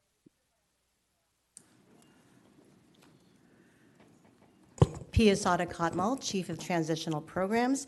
Acceleration, we have Latasha Buck, Executive Director of our Educational Options, who can provide that response regarding this. Good morning. So Acceleration Academies is providing additional support. These are students that have dropped out that we are re-engaging and providing, they need an extra scoop because they're really at-risk, at-promise students. So they are still providing services through the LAUSD schools. Our staff, I should say, are providing services through our LAUSD schools, and then Acceleration Academies is providing an additional support after the school hours. I think Go ahead, ahead, Kelly. Got it. Because I thought in reading the item, it made it sound like maybe they were the ones who were helping bring the youth who had dropped out back into, which I know is work that like our PSAs have done. There's a partnership with the city around the youth source centers that does similar work. So we're just trying to understand kind of the distinction between that work and the work that Acceleration Academies does. Yes, our staff did do those re-engagement strategies. However, these are the students that, for whatever reason, we have not been able to reach yet. So again, it's additional outreach above and beyond what the district is already doing. And have the services commenced since the board action in June of last year? And is there anything you can speak to in terms of the results? We do currently have about 30 students who will be enrolled in fall. We had 25 who started services over the summer that are still in progress. Okay, thank you. Thank you.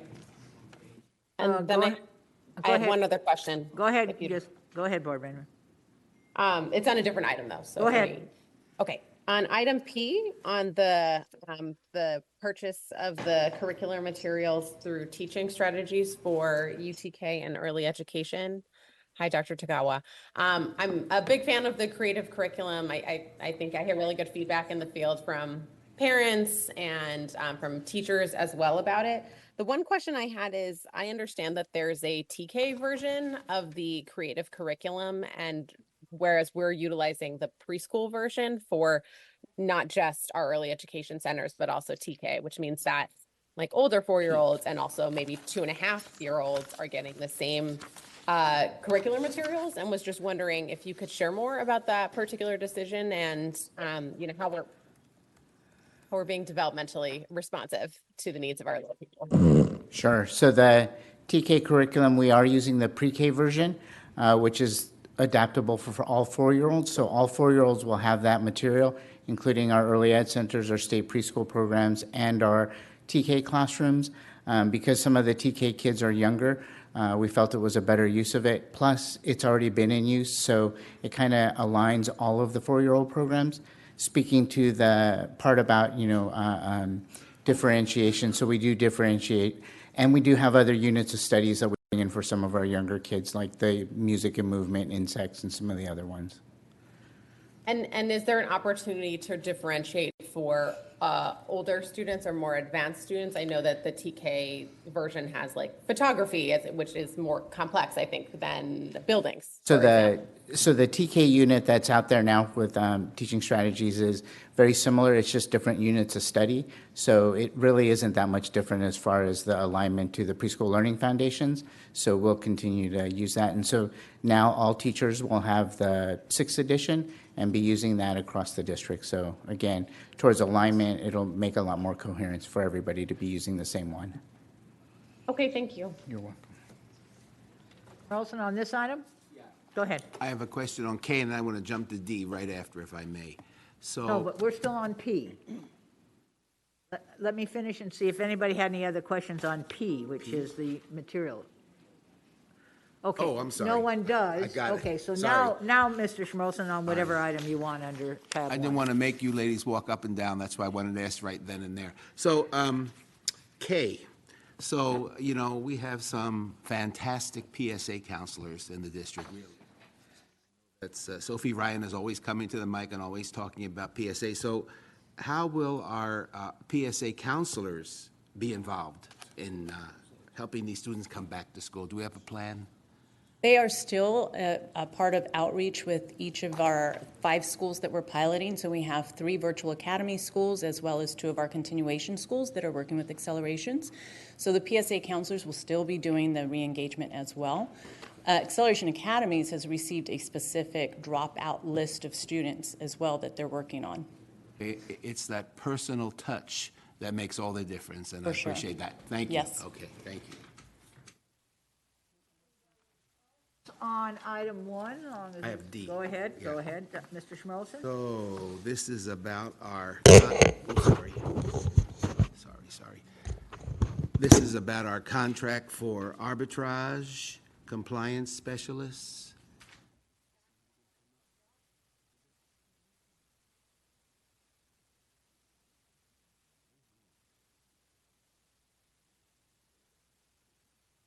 Good morning. Norberto Delgadillo, Deputy Chief Business Officer on the finance side. Morning to you. So this is an after-the-fact contract? Yes, that is correct. And we always think that's a no-no. Don't we think that's a no-no, after-the-fact contracts? And, my apologies. No. Yeah. The contract was completed, Trustee Schmelson, in April, and then with all the negotiations, it's appearing on the board today for the next 5 years. So it's not after the fact. It does have a slight retroactive period of 2 months.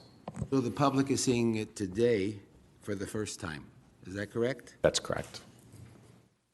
And the procurement began months earlier. That's correct, too? The procurement goes, depending upon the sponsoring department, can last anywhere between 3 months to 12 months. This was a fairly short one. It's a compliance piece for our tax-free bonds. Okay, but I'm still not going to drop the fact that this is an after-the-fact contract. No matter how it's read, how it's painted, it's an after-the-fact contract. So does this company allow us to know whether our tax rates for LAUSD will increase in November or soon after we vote for the bond? Do we know that? No, the arbitrage contract and its unratification because of the value is to make sure that we're compliant for our tax-free bonds, to make sure that they're compliant moving forward with our continuing issuances and refinancing. And for the past, since 2018, we used another company, correct? Why did we switch? We always do a competitive procurement, and whoever comes in with the best terms is who we go with. All right, thank you. Thank you.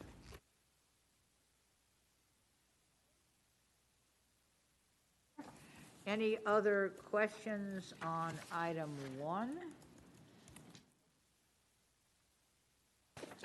I don't think I had any myself. Let me just quick look. Okay, moving on. The next item that was, we should move. We can actually move on this item now. So, a motion is in order to adopt all of the various contracts that are listed in tab 1. So moved. Moved by Mr. Melvoin, seconded by Mr. Schmerlson. All right, here goes the roll. Dr. McKenna. Yes. Dr. Rivas. Yes. Mr. Schmerlson. Yes. Mr. Melvoin. Yes. Ms. Gomez. Yes. Ms. Board President Goldberg. Yes. And Student Advisory vote Lopez. Yes. All right, now we will move to item 6, authorization to negotiate and execute a lease with the Early College Academy and LA Trade Tech. I don't remember who took this off. I did. Okay, Mr. McKenna, you're on. Just for a Dr. question, McKenna. couple of questions. First of all, when did the first time we entered into this contract with Trade Tech?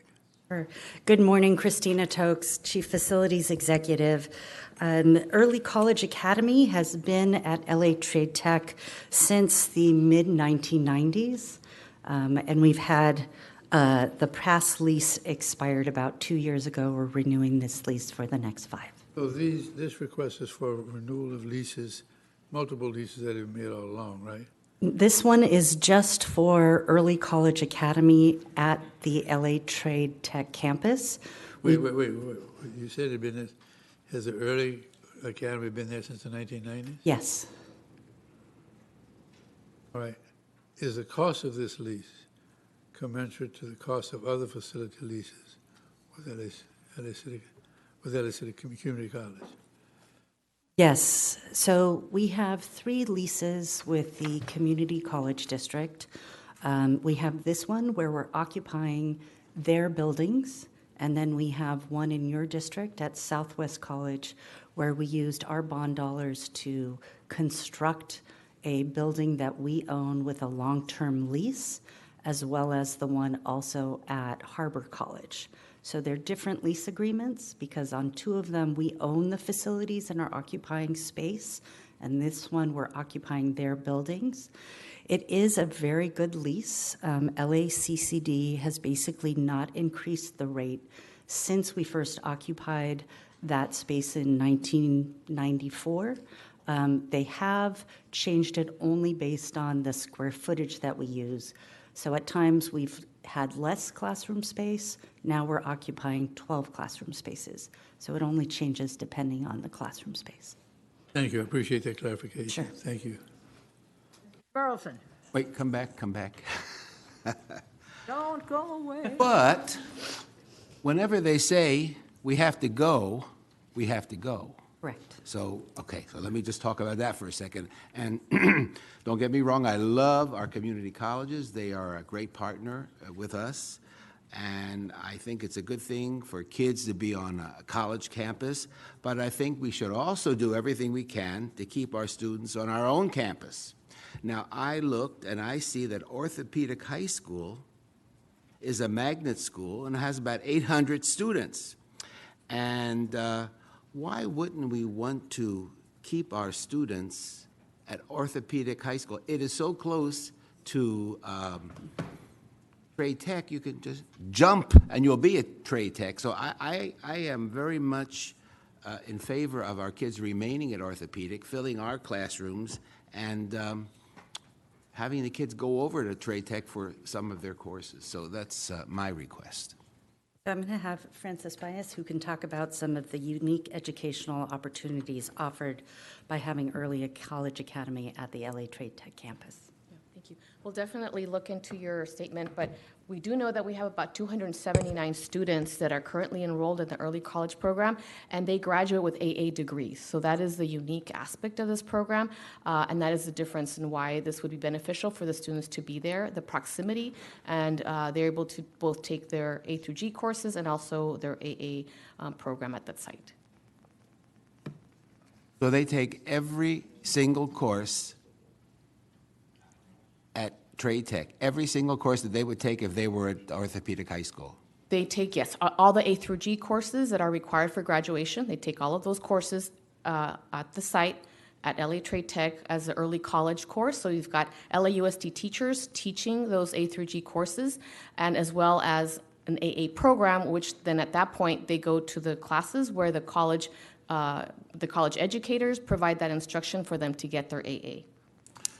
So I guess my point is, I know when I worked for a little bit at Cleveland High School, they had a college professor come over to Cleveland High School to teach this course, and I would rather they have taken that course at the college. It's a different feel. It's a different feel when you're at the high school and when you're in college. But if these are LAUSD teachers, not college professors, these are LAUSD teachers, I'd rather they teach at Orthopedic High School. And kids can always go over to LA Tech for certain courses that we don't offer here at LAUSD, advanced courses, and still get their AA degree. So that's just my opinion, okay? Thank you so much. Okay. Let me say that last year, 100% of the students in the graduating class had one or more AA degrees as a result. And so I think it's a very good idea to keep it on the campus, to be honest with you, even though I represent that school and the orthopedic school. What we did not, don't go away, what we did not accomplish was any relationship between orthopedic with its materials that they have available in terms of medical issues, and to make sure that there's somehow or another a way for orthopedic, which has very few facilities for physical education or for teams. We never still got that done, did we? And how is that? We're trying to make a relationship between orthopedic and Trade Tech, where Trade Tech lets orthopedic use some of its athletic fields for practices and in games, as well as for PE. And then orthopedic gets in return after school hours to use a piece of very, very expensive medical equipment that they would like to use. And we've been talking about this for some time. Where are we on that issue, if we might know? We've reached out to both schools. We have not seen an interest in the use of the medical equipment from the community college, but I think we can try again. And maybe if we can arrange for a site visit to show people what's offered, we'll continue to see if there's interest. Last year, they seemed to be interested in having access to that equipment, so they've changed their minds, it sounds like you're saying. We'll continue to talk. We will follow up. Okay, all right. Anybody else on item 6? Here we are. Anybody else on item 6? Hearing none, a motion is in order to adopt the recommendations and authorize and execute a lease renewal for Early College Academy at LA Trade Tech. Dr. McKenna moves and Second. Mr. Schmerlson seconds it. Call the roll, please. Okay. Dr. McKenna. Yes. Dr. Rivas. Yes. Mr. Schmerlson. Yes. Ms. Melvoin. Yes. Ms. Gomez. Yes. Board President Goldberg. Yes. And Student Member Lopez. Yes. Okay. Pass. All right. I called item 9 off consent simply because I wanted people to understand what an exemption from the required expenditures for classroom teacher salaries is about and why we are seeking an exemption. So would come and just make sure that the public understands this item. Yeah, absolutely. So California Ed Code requires that 55% of expenditures be on classroom teachers. And due to the influx of COVID relief dollars over the past few years, we did not meet that threshold because we were spending on a variety of different investments outside of the classroom. So similar to the previous 2 years, this is our third year requesting an exemption to be able to request an exemption that we're not meeting the 55% threshold. If it weren't for those one-time relief dollars, we would have met the threshold. So is it true to say that for the following school year, the 25-26 school year, we will probably not need to make this request because the COVID money will be gone? Correct. We're on trend for that, and as the books close, we'll be coming back with information. Yeah. All right. Any questions on this? Mr. Schmerlson. Let's just not be surprised. Okay. Hearing no questions, thank you very much. A motion is in order to adopt the application for exemption required for teacher salaries. Mr. Melvoin moves. Dr. Rosillo seconds. Call the roll, please. Dr. McKenna. Yes. Dr. Rivas. Yes. Mr. Schmerlson. Yes. Mr. Melvoin. Yes. Ms. Gomez. Yes. Board President Goldberg. Yes. And Ms. Lopez. Yes. All right. The last item is the 19, which is the adoption of the committee meeting schedule, and I believe it was maybe Board Member Gomez that took it off consent, so you get to start. That's correct. Yes. Thank you. I took it off consent because I would like to request a change. I know that the maximum number of board members who can serve on a committee is 3. And I've expressed my desire now for 2 years to serve on the Greening Committee. I see that there's only 2 board members who are on it. So would just like to request if Dr. Rivas would have me, if I'd be able to join that committee. All right. I'm sorry I didn't get that earlier. I apologize. I probably should have sent that along. But yes, that is fine. And actually, there may be some additional people who want to join committees, which we will take up at the September meeting. Okay, so for the public general audience watching, the Greening and Climate Resilience Committee has a new board member named Kelly Gonitz. So we'll make that note and send it out. Thank you. All right, so a motion now is in order. So Board Member Gomez moves and Mr. Schmerlson seconds. Call the roll. Dr. McKenna. Yes. Dr. Rivas. Yes. Mr. Schmerlson. Yes. Mr. Melvoin. Yes. Ms. Gomez. Yes. Board President Goldberg. Yes. And Ms. Lopez. Yes. Passes. Well, ladies and gentlemen, boys and girls, we have a difficult situation here. Because of our change in time, our scheduled precise time for public comment is 2 o'clock. It now being 11:44, we really don't have any other work ahead of us. So I'm going to ask Mr. McLean to call on anybody who's already here for that, and then we may have to recess until 2 o'clock, because I don't know what else to do. We've never had this problem before. Please see if any of the people are here who would like to speak now, and the rest we will hear at 2 o'clock. Okay, so I'm going to read through the list of folks who are signed up to speak in person. If you're here, come on up, Some of you I do not see here. If you hear your name called and you're in transit, in the car, listening to the board meeting, know that you are not going to be skipped. We're going to do the public comment at 2 p.m. as noticed in the agenda. But we're trying to see who's here now. So again, if I call your name and you can't respond, don't worry, we'll call you again at 2 p.m. So Maria Luisa Palma, are you here? I don't see you out there. Monica Razola, Juan Jose Magandi, Joyce Marie Mabane, are you here? Would you like to give your comment now, Ms. Mabane? All right, come on up. You'll have 2 minutes to speak once you begin, and we appreciate your flexibility.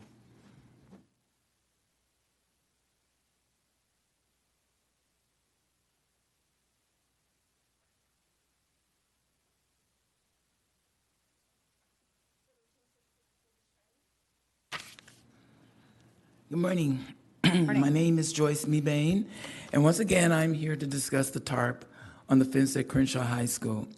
I have been here almost monthly since August 22nd, 2023, to discuss this matter on behalf of the neighbors in the community. By now, you know the story, so there is no need to rehash what you're already familiar with. However, in brief, after my visit in August 2023, several of your staff members came out to visit Crenshaw to assess the tarp, and it was determined and agreed upon taking it down, as there was no evidence that it needed to be there in the first place. A few days later, I received a call from your office stating that it would be removed. Not only the tarp on the 8th Avenue side, but surrounding areas as well. They advised me that it would be removed by the end of September 2023. Well, here we are, August 2024, still no activity. I've been under the impression that it was because principal was blocking the removal, only to find out that it wasn't him at all. It is you, Mr. Carvalho. It is also my understanding that you have no intention of removing it, but I cannot get any reason why. I also understand Mr. Carvalho attended the graduation ceremony at Crenshaw this past June.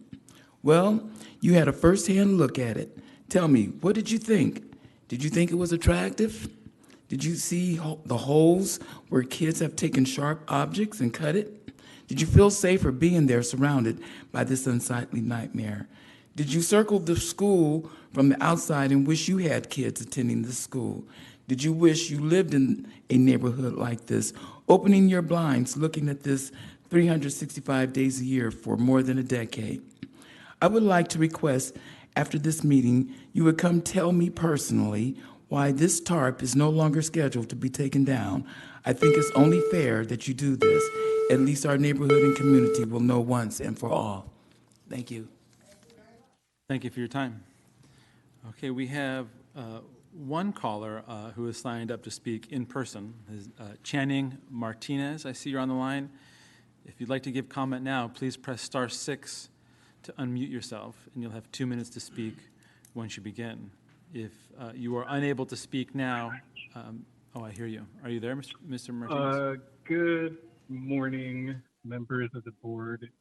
It is deeply disheartening that the Black Student Achievement Program is not on the agenda today, especially considering that LAUSD staff brokered a behind doors deal with the Department of Education Office of Civil Rights to basically destroy the most important intent of the Black Student Achievement Program, and that is to repair the more than 20 years of harm done to Black students by this school district. I don't think I need to go through every incident that we've named in the past 4 or 5 years, including the truancy ticketing of Black students, pepper spraying of Black students, having military-grade weapons to use against Black students, including the superintendent at that time saying that he planned to use grenade launchers with pepper spray to shoot at students. I think you all know and have agreed that LAUSD has spent the last 20 years deeply harming Black students. And so why, in that case, would LAUSD staff go to the OCR and negotiate a deal to take out race out of the Black Student Achievement Program, when the Black Student Achievement Program is a reparative program specifically focused on Black students, and there is nothing in the law that prevents entities from creating programs that are specifically tied to repair the harm that they have caused. I am calling on this board to work with the Strategy Center, work with the Police Free LUSD Coalition to reject this backdoor deal, to fight for Black students and go back to the OCR and demand that they give you funds to fight for the Black students and repair the harm that has been done. So I thought this week was back to school week, not back to anti-Black business week. I implore you and encourage you to work with us. Thanks so much. Thank you for your time.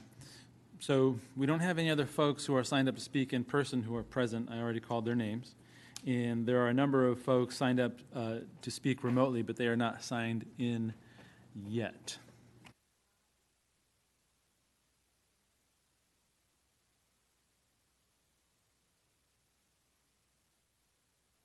Members, I'm going to ask that, yes, Mr. Yeah, that's, oh, I'm sure we're coming back. We have speakers on the regular public comment speakers. We will come back, and we have 2 closing motions, actually, and we will make sure that both of them get taken care of. So right now, we will recess until 1:30. So if any of you are listening at home that are going to be speaking, if you're here at 1:30, we will take you. Otherwise, everyone else is welcome to speak from 2 o'clock on. So we will recess now until 1:30, an unusual situation for us all, but that's where we are. Thank you all very much, and we'll see you back.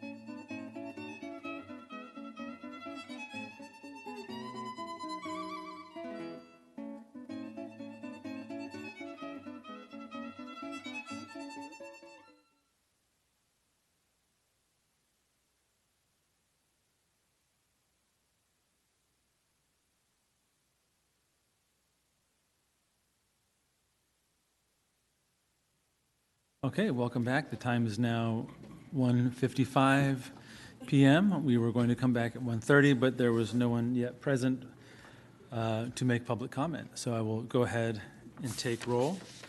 Dr. McKenna. Dr. McKenna says here. Dr. Rivas. Present. Mr. Schmerlson. Present. Mr. Melvoin. Yeah. Ms. Conez. Here. Ms. Ortiz-Franklin is absent. Board President Goldberg. Here. And Student Board Member Lopez. Here. So Okay, so we are reconvening at just about 2 o'clock. We have, for those of you who missed the first part of this, we, in record time, concluded all the items on the agenda, including the consent calendar and the items that were not on consent. And right now, what we are waiting to do is to hear from public comment, which was set at 2 o'clock today, though I'm going to recommend in the future that public comment at meetings that begin at 10 a.m. be at 1:30, because it looks like that we will be able to accommodate that.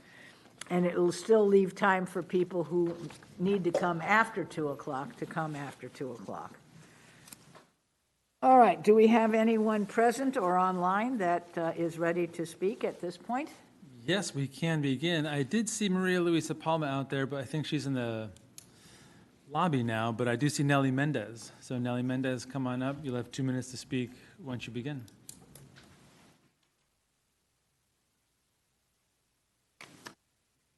And Ms. Mendez is going to speak in Spanish. So if you want to hear what she's saying in English as she's speaking in Spanish, please put your hand up and we'll get these translation headsets to you.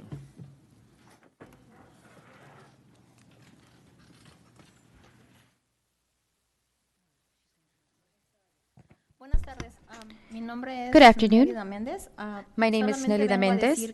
I just want to say, I'm here to say that I've been speaking with several people. My daughter was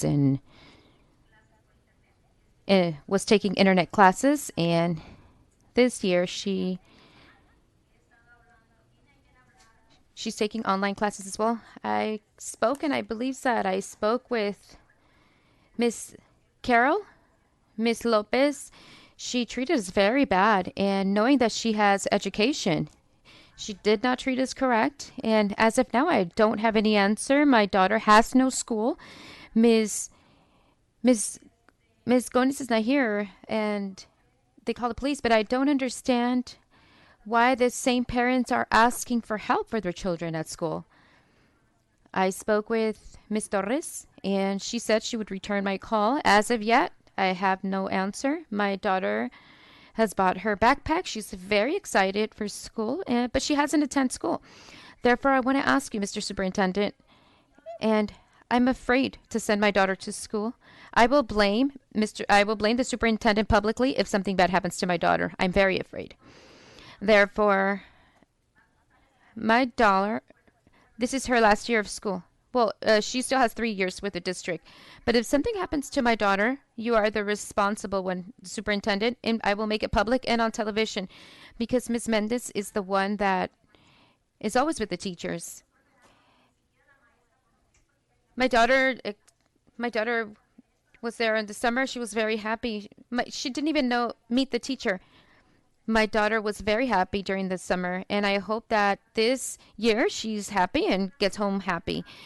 I also want a meeting to make a plan returning to school with operations and everyone that I need to create an action plan.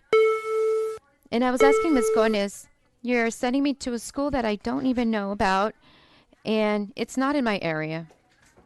Ms. Gomez, she knows my address because she's the one who called the police on me. Superintendent, you also send social services to my address. Very much for your time. This is the address. We appreciate your time.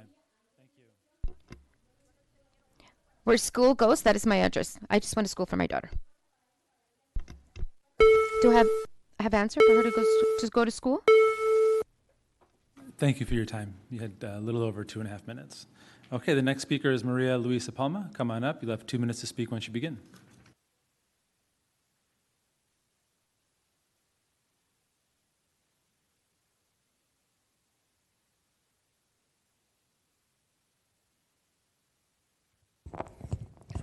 Good afternoon, board members and superintendent. My name is Maria Luisa Palma. As the school year starts, I want to ask once again, another year, that you please promote publicly on social media, in the regular media, the existence of school site councils, ELACs at the school sites, the district level parent committees, the parent advisory committee, the DLAC. Mr. Carvalho, we've seen you all over the media. Clearly you have the ability to schedule these interactions with different media outlets. You can do phone calls, board members, to your constituents, to the regions, the regional directors. All of this focus on the budget, transparency going forward. We would really like to be able to see at the school site council the complete school budget. We'd like you to modify your policies to require that all principals show the complete budget, not just the Title I budget. It makes no sense to only go through the Title I budget. When you don't know the whole, how are you only focusing on one little piece? We need to be able to see the TSP funds, the arts funding, etc. If you don't do this outreach, we can only conclude out here in the public that the committees to you and the parent involvement is at best a compliance item. And at worst, that you see as parents as a nuisance. We really need to have a genuine welcome from you to ask the community to join us. The school site council has the purview of developing the safe school plan. Parents have no idea. I've been on a school site council where this was never brought up, even though the school site council is supposed to delegate that if it doesn't get approved by the committee. Please bring this to the public, bring this to the communities that are so focused on safety and all these issues that we are having. Finally, I'd like to ask you, parking here in the mornings has been a nightmare. If you do not really want the public to come here, is what it appears to us.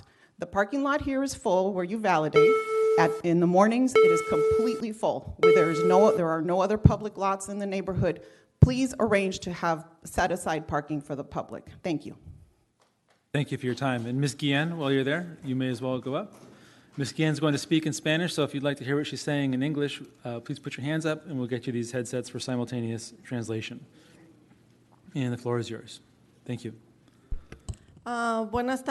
Good afternoon, members of the board. My name is Diana Guillen. I've been chair of the DLAC committee for 4 years, and this past year I was vice chair. And the main reason for why I'm here is because us parents have been involved in a very profound way, and that's why we're here speaking, because it's school safety. This is something very important, and there has been no change. So we've brought, I think, 5,000 signatures with you on behalf of the parent community that you don't want to hear from. So the changes you want to make, since you have your plan, your agenda, and you don't care about hearing the public or anything we say, because a small group is saying they feel bad when they see police. I feel worse when I see the children smoking in the bathrooms. I feel worse when I see them fighting. I feel bad when I see all the blood that is on the faces of the children from fighting. I think it's more traumatic to see that, and that there's no way to have an authority to stop it. Sometimes I am so apparent to principals and staff, and they try to do their best, but unfortunately they can't do it all, because even they can be at risk of a lawsuit, and they can be trying to defend themselves or stop a bigger problem, and they have legal consequences. So this is something that needs to be worked on in every single school, and transparency is so important, Mr. Carvalho. Like Ms. Palma said, schools only show the budget of Title I, and what about everything else? All the budget that goes into a school. So you have us like these little, you only see the thing that is pertaining to your child's grade and that teacher. But what about iReady? Parents don't know anything about that. What about LPAC? What about the grade in the state LPAC? All these things are important because it's an amalgam for the public education progress. So we don't need just the 10%. You need to make a true change. That's why you're here, to progress the public education. And if you can't, then Thank you very much please for find your someone time. that really cares Thank you and for your not time. have other organization. Monica Arrazola, are you out there? Come on up. You'll have 2 minutes to speak once you begin. Ms. Arrazola is going to speak in Spanish, so if you'd like to hear what she's saying in English as she's speaking, please put your hand up and we'll get these translation headsets to you.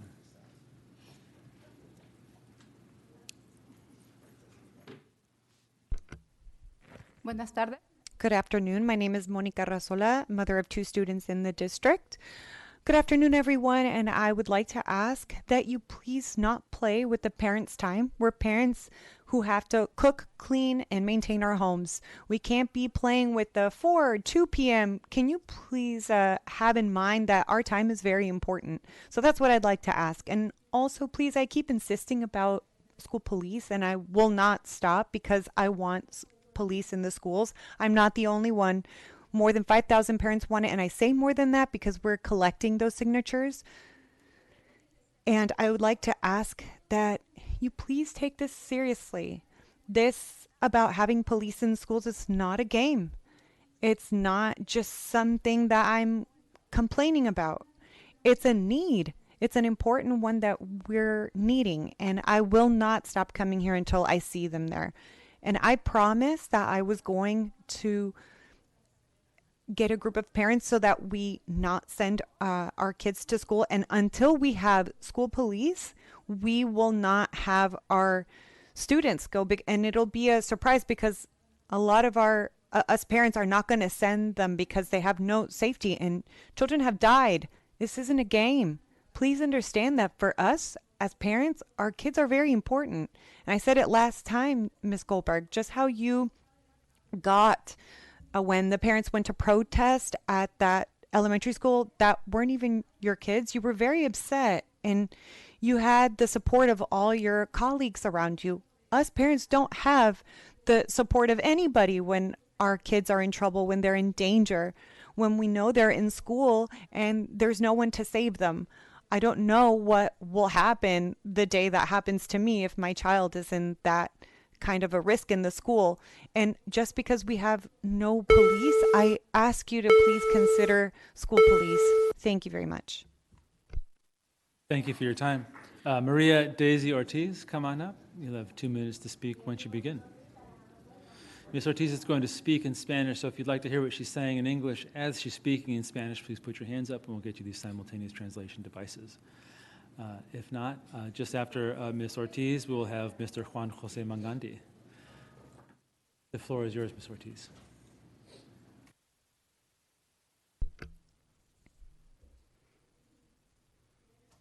Good afternoon to everyone. My name is Maria Daisy Ortiz, and before beginning with what I'm going to say, I agree with all these parents that are here every time here that there's a meeting. I want to first off say that I ask all of you, and in particular the superintendent, that you're talking about an 86% of graduation. And that's the way, because I also have here the data of those that have the A to G requirements that are the minimum, and that's 35%. So can you tell me where the rest of those 51% are? Can you give me data with the children that don't completely graduate? So this isn't about, so it's great that you go to visit the homes. 34,000. Can you tell me out of those 34,000 how many are receiving an appropriate program to make sure that they are receiving assistance to achieve their dreams? So to bring them to school, great, but that also, you also have to change the practices in the schools. You're changing the schools to make yourselves look good, but we're talking about lives. We need programs, because it's not right to bring a child to school when sometimes the teachers aren't going and there's no substitute. By law, there has to be a qualified teacher. Also, programs of good quality, and who monitors them? Who evaluates those programs too? And the parent academy are not teaching the parent the curriculum for math, for English. Oh, because all the learning needs to be interactive and with practical use, but it doesn't work. It works for you. So you need to change these practices and to listen to parents, because they pay for taxes. These parents bring their kids to the schools. Here you celebrate the day of the principal, the teacher, the secretary. When are you going to celebrate the parent participation? We need a committee. Thank you for your time. At a school-wide, there needs to be transparency. And thank you, sir. And I was here at the state board, and over there, I was able to speak with something to do with the agenda Thank and you very also much for public your time. comment. So please tell me where this law is coming from. Thanks. Okay, Mr. Morgandi, come on up. You'll have 2 minutes to speak once you begin. Mr. Morgandi is going to speak in Spanish, so if you'd like to hear what he's saying in English as he's speaking, please put your hands up and we'll get you these translation headsets. If not, Mr. Morgandi, estamos listos. Good afternoon. Oh, where's Miss Tanya and Miss Kelly? The ones that are the most engaged with parents, but when we come here, the first thing they do is they flee. So I'm here to talk about something personal, and I want to be clear, and I'm going to make you responsible. I haven't enrolled my child in a district school, even though he was accepted into a magnet school, because I was informed that there is a person who basically said that they were following me, that if I enroll my child, they will be a victim of some type of aggression in that school.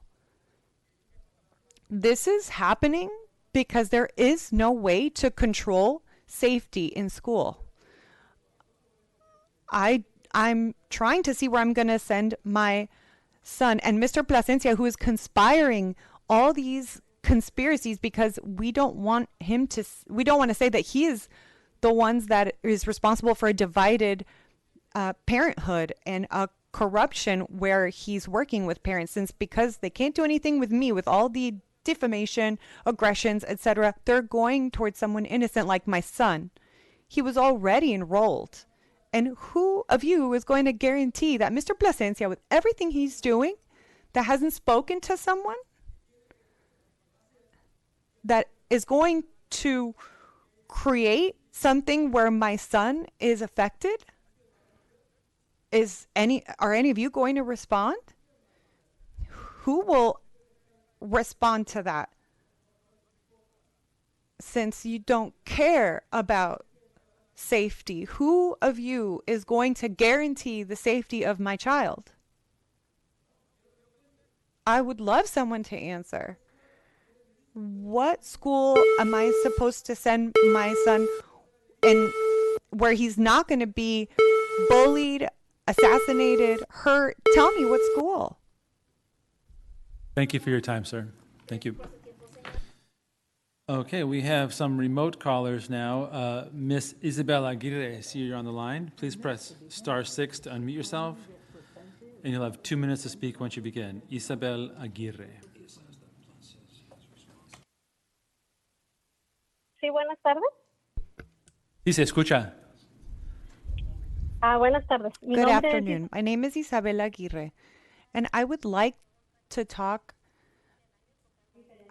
about different topics for this school year. The first one is, why are the transitional programs for students with IEPs, in particular CAT, asking that the students be independent and can use as a prerequisite to use this program? If they're independent to use public transportation, knowing that the risk they face doing that, especially with their abilities for them to be able to use this program. Mr. Carvalho, you're promoting transportation for all. So I'd like to know if we can get studies and reports about who makes the decisions and how this about the students being independent with transportation are not being discriminated if they, in order to be able to obtain these programs for vocational training. I'd also like to know about the presentations about implementation of January for the cell phone usage. Have you consulted professionals about how to develop a plan and how they will transition from cell phones all day to no cell phone? And will this include also the people who sometimes we see as parents that are volunteers, and even staff are using cell phones? So if this is going to be for students, I think it's also an opportune thing that everybody else adheres to it. Thank you. I see you're on the line. Marcela Garcia, please press *6 to unmute yourself, and you'll have 2 minutes to speak once you begin. Marcela Garcia.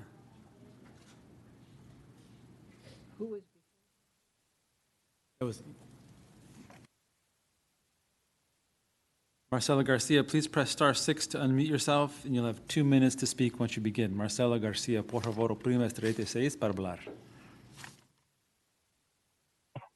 Buenas tardes. ¿Me escuchan? Good afternoon. My name is Marcela Garcia, and I am here because classes have started, but for me, it would be good if today we can be given a response of, my question is, when will they put personnel in place for, in the stop signs so that the kids can cross on the street? Because last year they put them or inserted them at the end of the school year. So we need those stops, because the little ones, sometimes they get ahead, sometimes they're behind, and we always need that assistance. So it's very important because it's part of safety, and more so for elementary school. Also, we don't want school police to be completely gone from the schools, within or out, because it's safety for all the young people.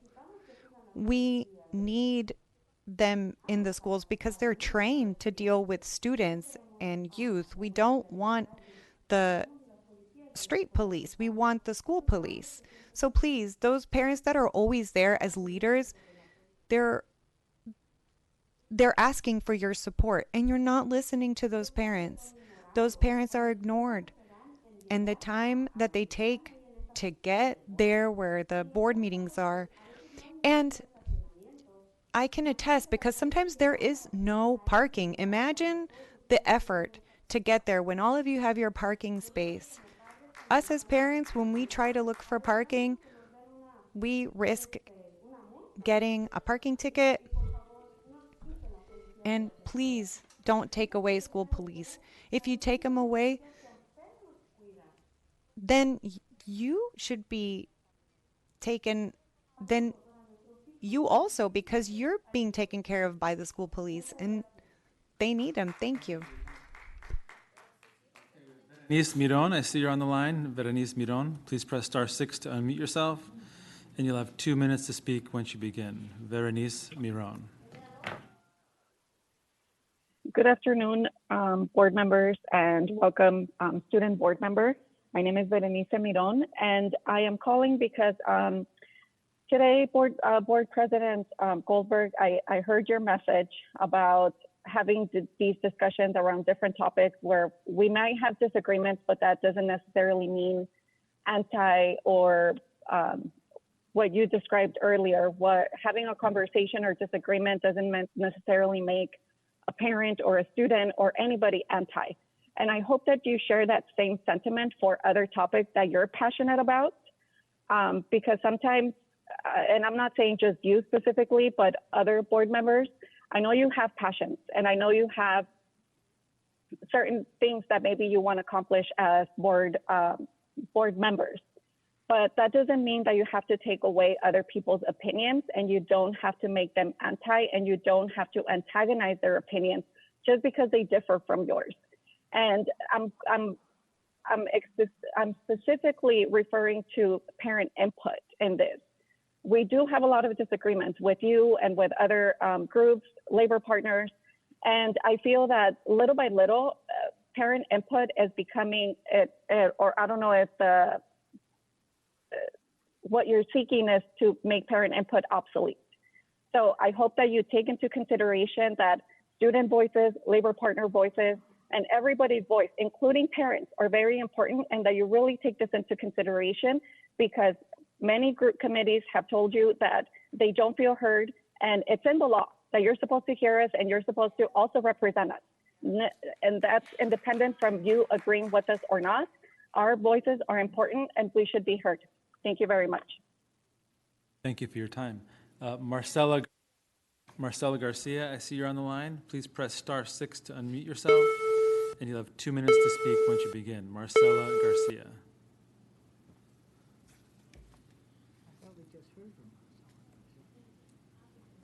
Didn't we just hear from Marcella Garcia?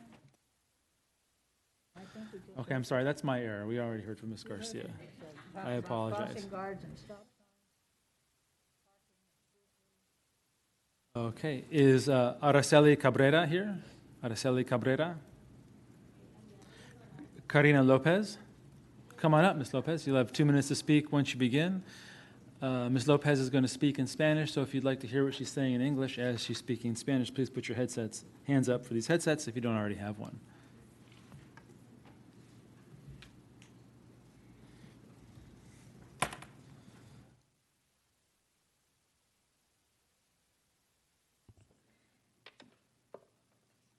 Buenas tardes.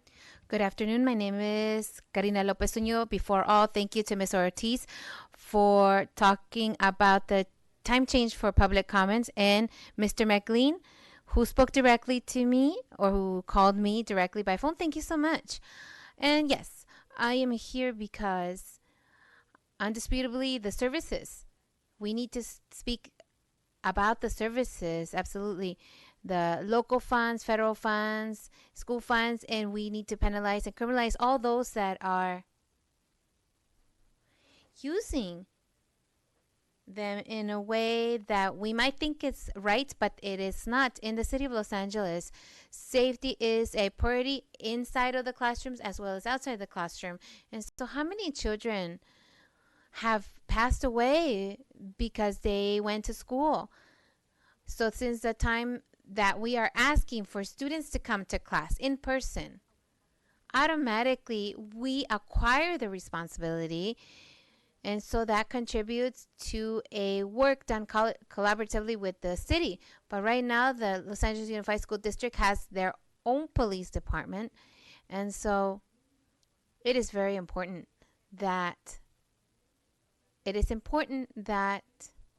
very important that we use the budget first for safety, and because if there's no safety, we won't have children that are really successful or that are paying attention.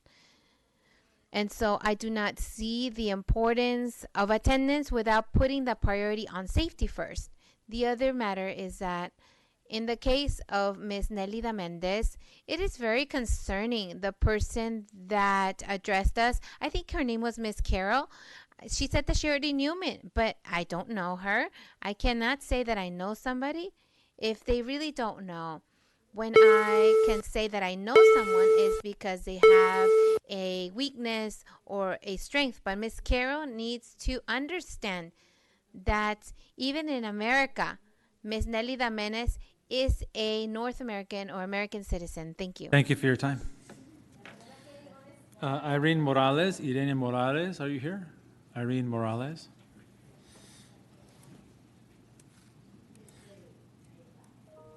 Miriam Esparza, are you here? Miriam Esparza. And lastly, someone identified as Roma Jerome. Roma Jerome.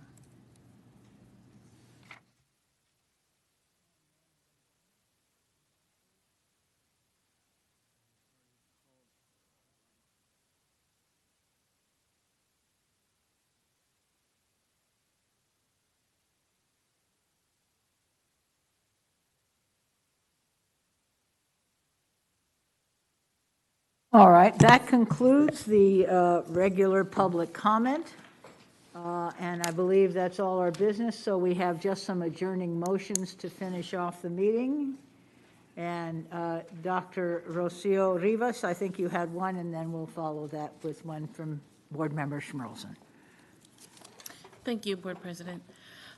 This is an adjourning motion for Catherine Pinfold, who was a teacher at Dr. Sammy Lee Medical and Health Science Magnet. Ms. Catherine Pinfold was a caring, understanding, and charismatic teacher.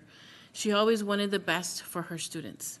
She focused on teaching students to succeed not only academically, but in all areas of their lives. Ms. Pinfold connected to her students' families by building a trustful relationship of respect. She was a leader and a mentor to all her colleagues, and she lovingly embraced the diversity of her school community. She always made sure that that she took her teaching through a holistic approach to better the lives of her students. Her brother, Mr. John Pinfold, shared with us that his sister did not do this as simply a job, but a career in which she dedicated her life to teaching. He recently found a box where she kept every single card and picture and artwork she received from every single one of her students. Ms. Pinfold's greatest joy was to see her students graduate. She was able to fulfill this wish by returning to her school for convocation, an experience that brought her immense pleasure.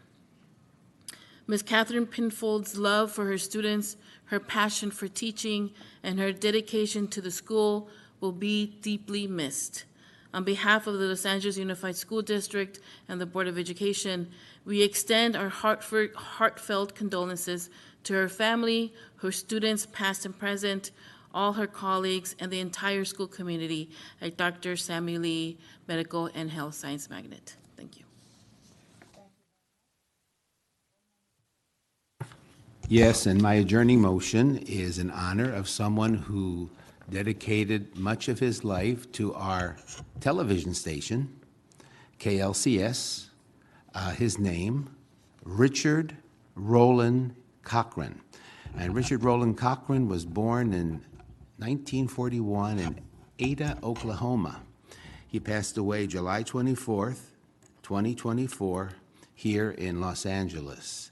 So Richard was a long-time employee of KLCS, an award-winning producer of shows for KLCS, and he directed the video production and taping of board meetings like this one for over 15 years. So we are honored to thank Richard Roland Conkret for his service. Thank you.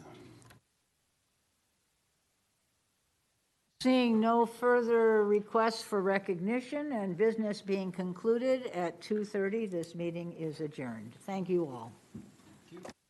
I want to remind everyone that we have the